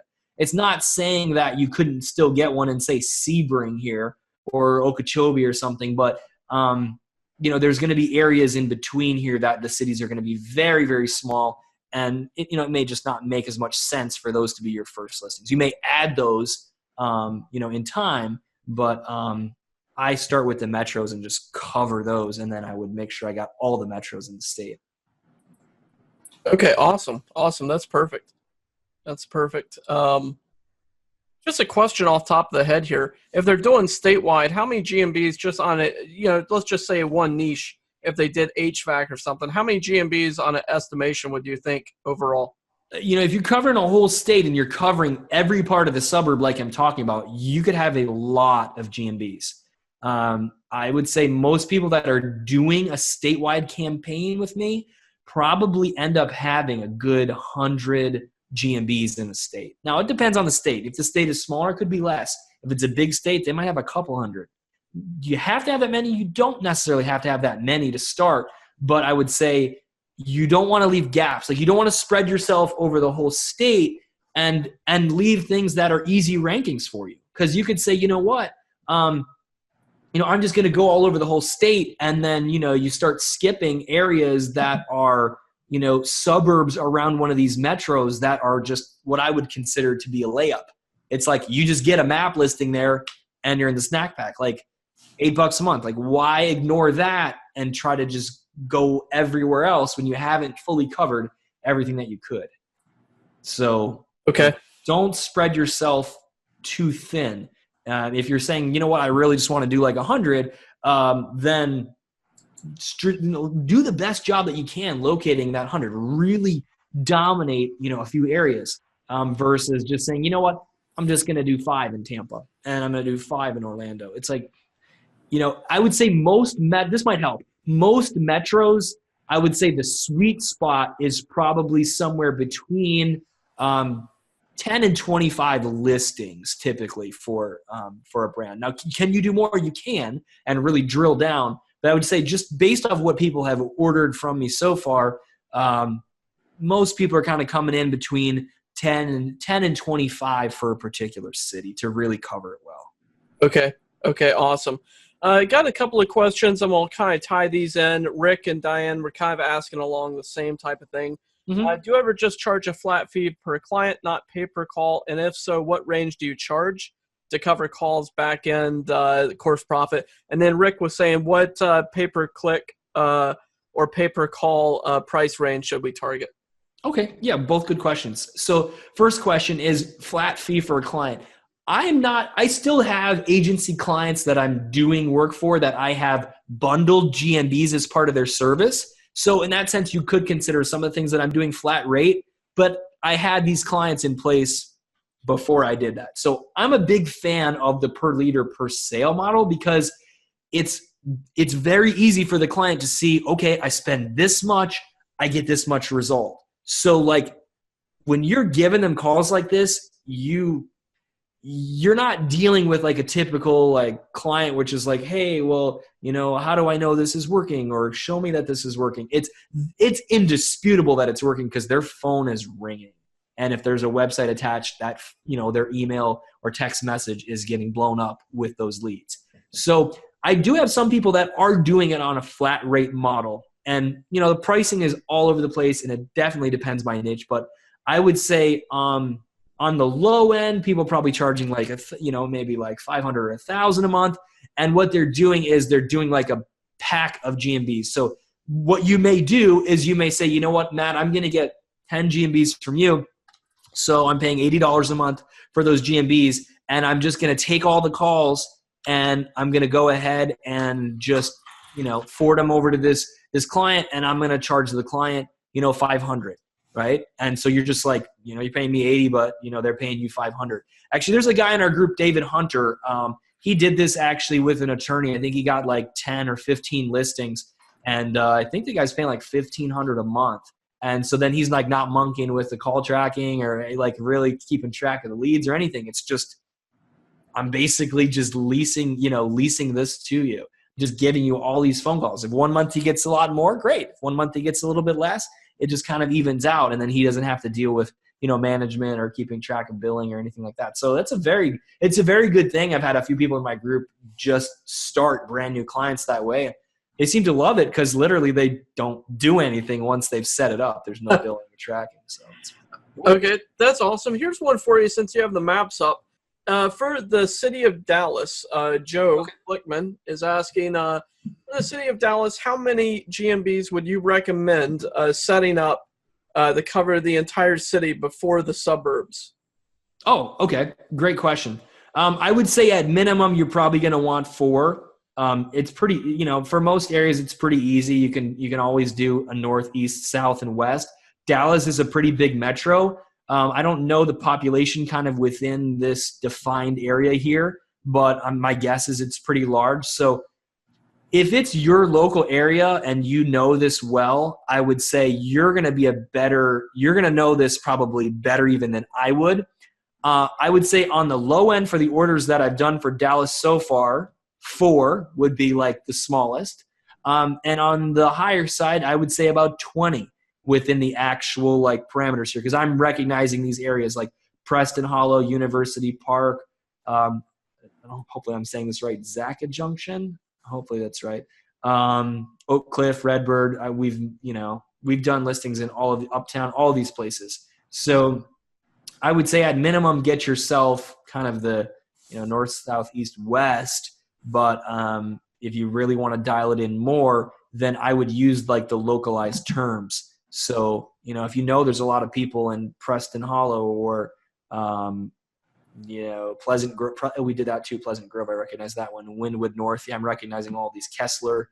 So I've had some people that have hit every one of these. We've done maybe 20 or 30 just inside of Dallas. But I mean, these guys have done other orders, and so they've seen kind of how it works. So they're pretty all in. Every metro they go in, they just get everywhere. So it's whatever works for you. Some people are just going to say, Matt, I want to just cover it and go right away.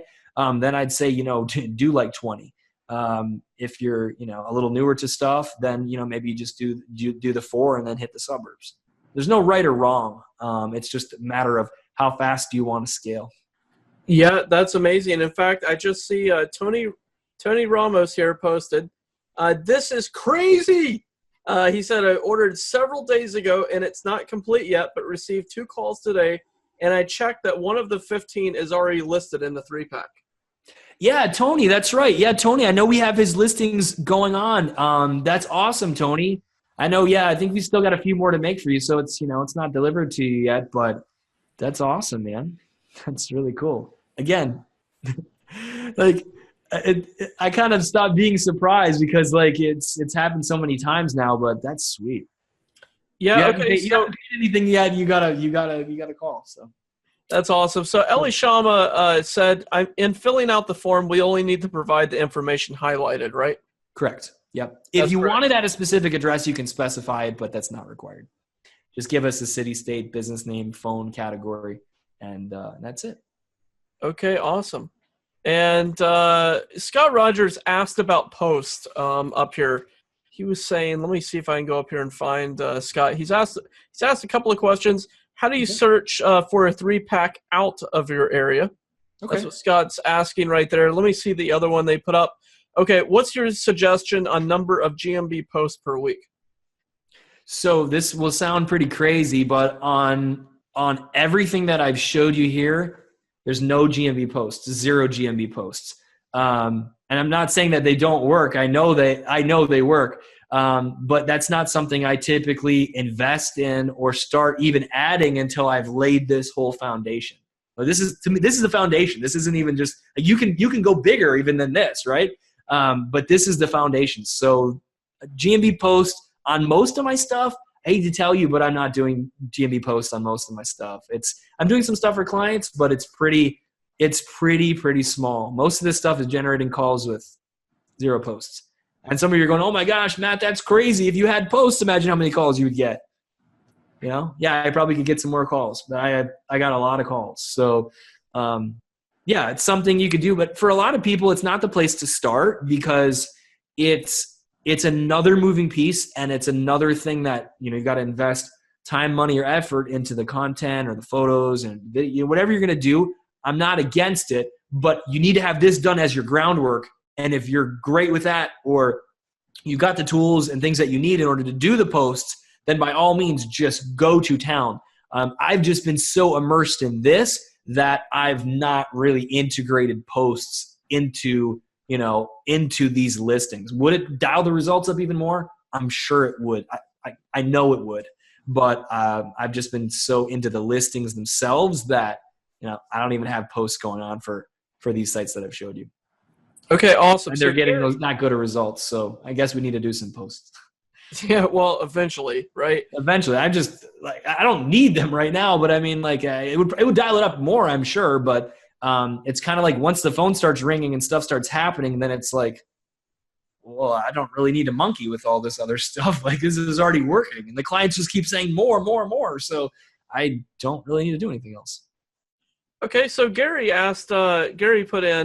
Drake said, you still haven't addressed, because I think I passed this a couple of times with different questions. You still haven't addressed why a newly formed GMB site without a website, so a GMB without a website, would go to the top of the snack pack for reasonable keyword in city.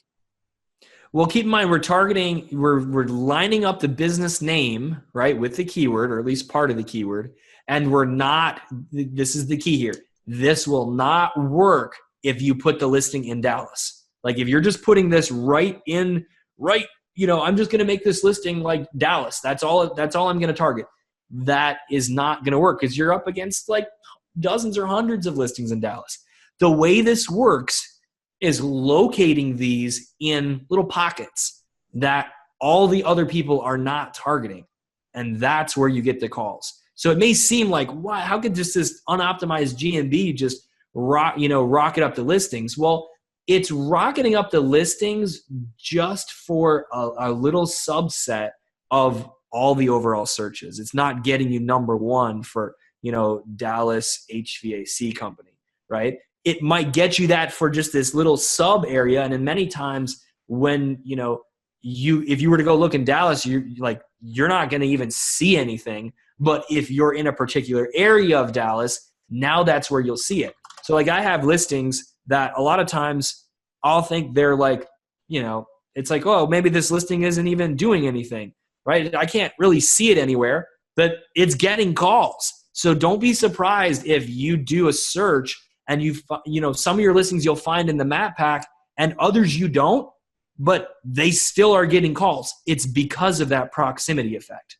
The calls are coming from the locals, right? And it's not because you're seeing yourself number one for this monster keyword. It's because people locally are typing what they believe to be the keyword, which is like, just maybe HVAC company.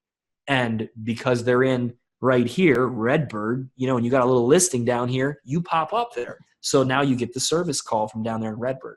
Yet every other SEO and everybody targeting is just wanting to rank for Dallas HVAC. And they've only got their listing, they got their one listing. So that's why you do need a lot of listings really in order to scale this up, is because one listing alone, or even 2 or 5 listings, is not enough to get your call volume up. Because with just one listing down here in Redbird, I'm not going to be seen in the rest of the metro.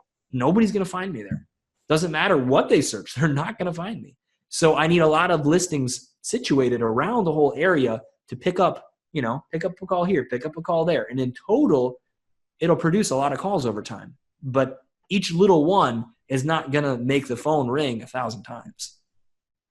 Okay, perfect. Effect that gets you the result, not that one listing is just rocketed up for the biggest keyword.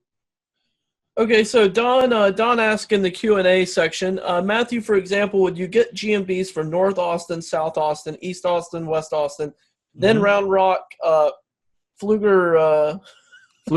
No, we made some there. Yep. Okay, all right. Just thought I'd slayed that word there. Yeah. Pflugerville, Hope I got it. Leander, Kyle, etc.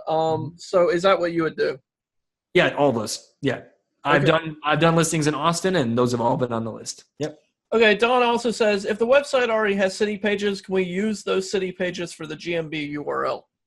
100%. And I advise that you do that. You will get better results and faster results doing that. Okay, Robert Stack says, in Canada we have postal codes. Is there a link for Canada postal code? I know in Canada, because we've done quite a bit in Canada, that the postal codes are like really like almost like hyper local. Like they're much smaller area than a zip code. So you probably, I mean, I don't know for sure, but I would assume you probably could just type, Canadian postal code map and look at it that way, right? So just do a little bit of research and see, but you should be able to find a postal code map. You may need to zoom in, and really dial it in by, see, like here, I'm seeing one for Vancouver, right? So it looks to me like, there's the first part. Again, I don't know these, but off of just a cursory look, it looks to me like there's maybe like the first half of it is, it looks like you can probably find like the first half. And my guess is, like I've done a lot in Toronto area. Yeah, GTA, right? So there's like, it looks like you've got, a few letters and numbers right away. And then you've got a few after that, right? So you just need to look for the maps like this. I think you can kind of define it fairly well. And you can specify, some people do this on their spreadsheet. They will specify the zip code that they want the listing in, or the postal, like part of the postal code where they want the listing in. And we can do that. So if you want it really like in a very specific area, you can, even though the zip code, postal code field is not required on the sheet, you can put that in there and we will work to get it in that specific area. Yeah, awesome. Or if it's a specific address, like, there's a big office building or somewhere like you specifically want to locate it, you can put that address in there and we'll get that for you. Okay, perfect. Richard Main, different phone numbers for each GMBs. Yes, hey, Richard. Yeah. Yeah, you totally can, right? You would recommend that? Different numbers on each? Yeah, okay. Let's see here.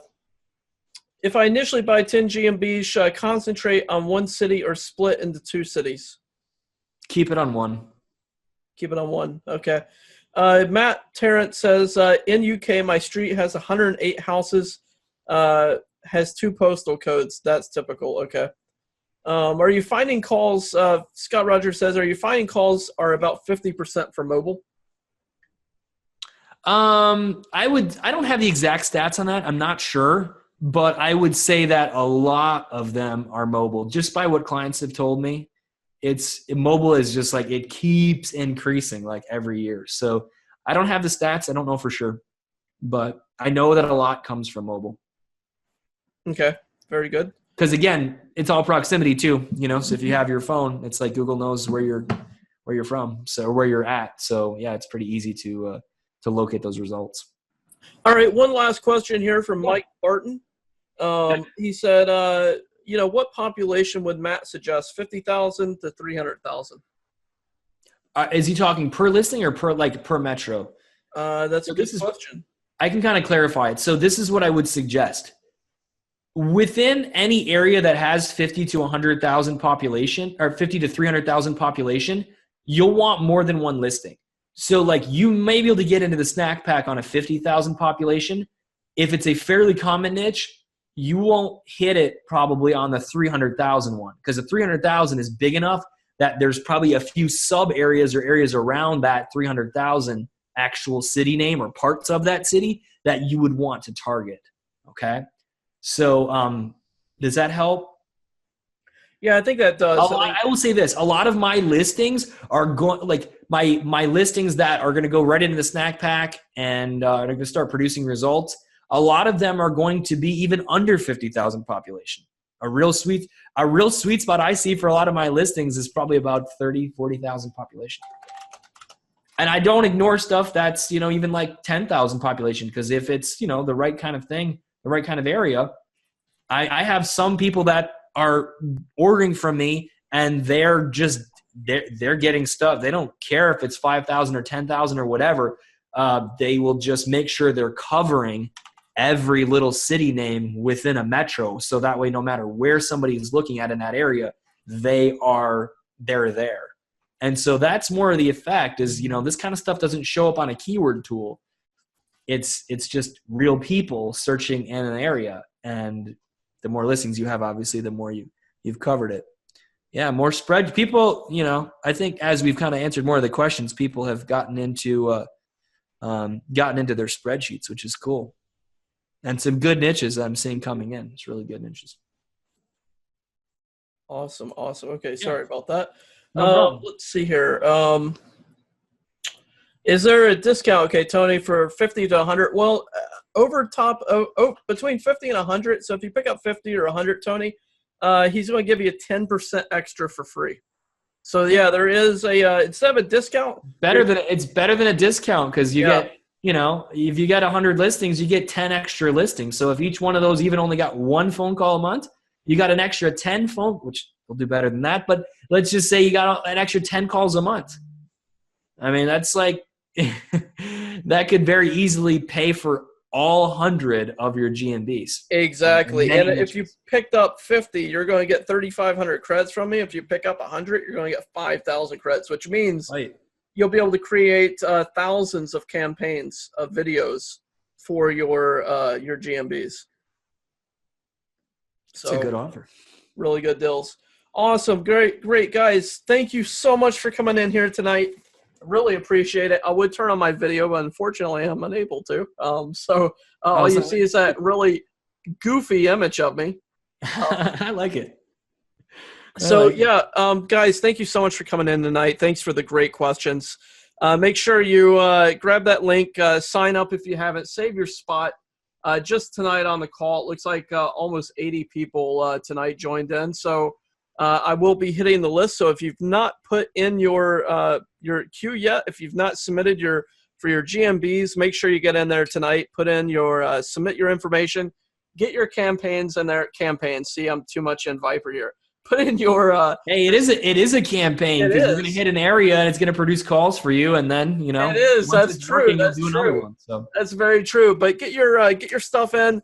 You can submit tomorrow. Just make sure that you I would submit your information, Diane, but yeah, make sure that you get in your spreadsheet as fast as you can because this was big tonight. And I got to tell you, when I hit the list, it is going to blow up big time. Typically, like when you send a replay out for something, it's like equivalent to what already came in before that. So like exactly. However many of you are here tonight, like you probably expect that at least, another amount, another 80, 100 people or something will come in and put their stuff in too. Exactly. So you guys definitely want to make sure you get in on this action. But thank you so much for coming in tonight. I cannot believe all of this information. I learned so much from you tonight, Matthew. Oh, thanks, Michael. Yeah, I think you can tell, man. I love to teach. I love to help people out. This stuff is fun. I could talk about this all day. And so what we'll make sure that we do is for everybody that's already got their orders in, that I can see submitted their spreadsheets, and everybody that is working on them, and we'll get them in. We'll make sure that we do some cool, just extra bonus webinars on optimizing these, because there's even there's even a certain order to how I do a couple of the steps. After you've got your GMBs, I'll give you one last little tip at everybody, but I don't bother sending the citations right away. I call it kind of poking the listings. I just want to see which ones start getting the phone calls, make sure I have, reviews on at least one review on everything, but then I'll start to add more reviews to the ones that are getting calls because then it will just boost those up even more. And so I use what's working to dictate where my efforts go. And so after you do that, there's a few certain things that really help to push them up. And so we'll show you guys that too. And just bottom line is, we're going to be here to support you to make sure that you get results from this. And again, thank you so much for hanging out with us here tonight. Michael, thanks for the invitation. I really appreciate being here and being able to share this with your group tonight. And it's just a real privilege. So yeah, thank you. You did such a good job. And guys, for the replay, I will be emailing you out. So Tony, I will get the replay out ASAP. Guys, thank you so much for coming in tonight. I mean, think about the opportunity here. This is huge. I know for myself down the road, I'll be putting in orders for Matthew a ton. I'm probably looking at 10,000, maybe 20,000 GMBs. Matthew's thinking cover it. Nikes. Guys, don't let him order that many, because then he's not gonna have time to do a webinar because he's just on calls all day. I'm already way too busy. No, but Mitch is like, please, awesome. Will you get this taken care of before you play? Well, it's actually Battlefield, Mitch. Battlefield, man. Battlefield. Yeah, so the guys see me playing Battlefield 5 on my Xbox. Oh, on your live the other day, yeah. Yeah. So sometimes I play it live, but yeah, I don't get much time away from the computer to enjoy myself. Fun the same Sorry, way. It's fun. What we're doing is fun, so you want to do it. Like, what else are you gonna do? You know? Exactly. But I mean, honestly, think about the opportunity here. If you get 10 GMBs at the minimum, imagine just oh, here's my thing here. Let me put in my support email real quick. But make sure that you don't email me. I'd love to hear from you, but don't email me, please, until you get your receipt. So it'll be much easier to track. Because my email box, it just got every notification from all of you guys submitting your information. So I've now got, like, I looked at my support box, and I've got 93 emails in there. Thank you. I appreciate it. So that's awesome. And it's going to be great. But, yeah, just think about the opportunity here. 10 GMBs, 20 GMBs. If you're Michael Howard, 10,000 GMBs, probably knowing that guy. He's always on fire.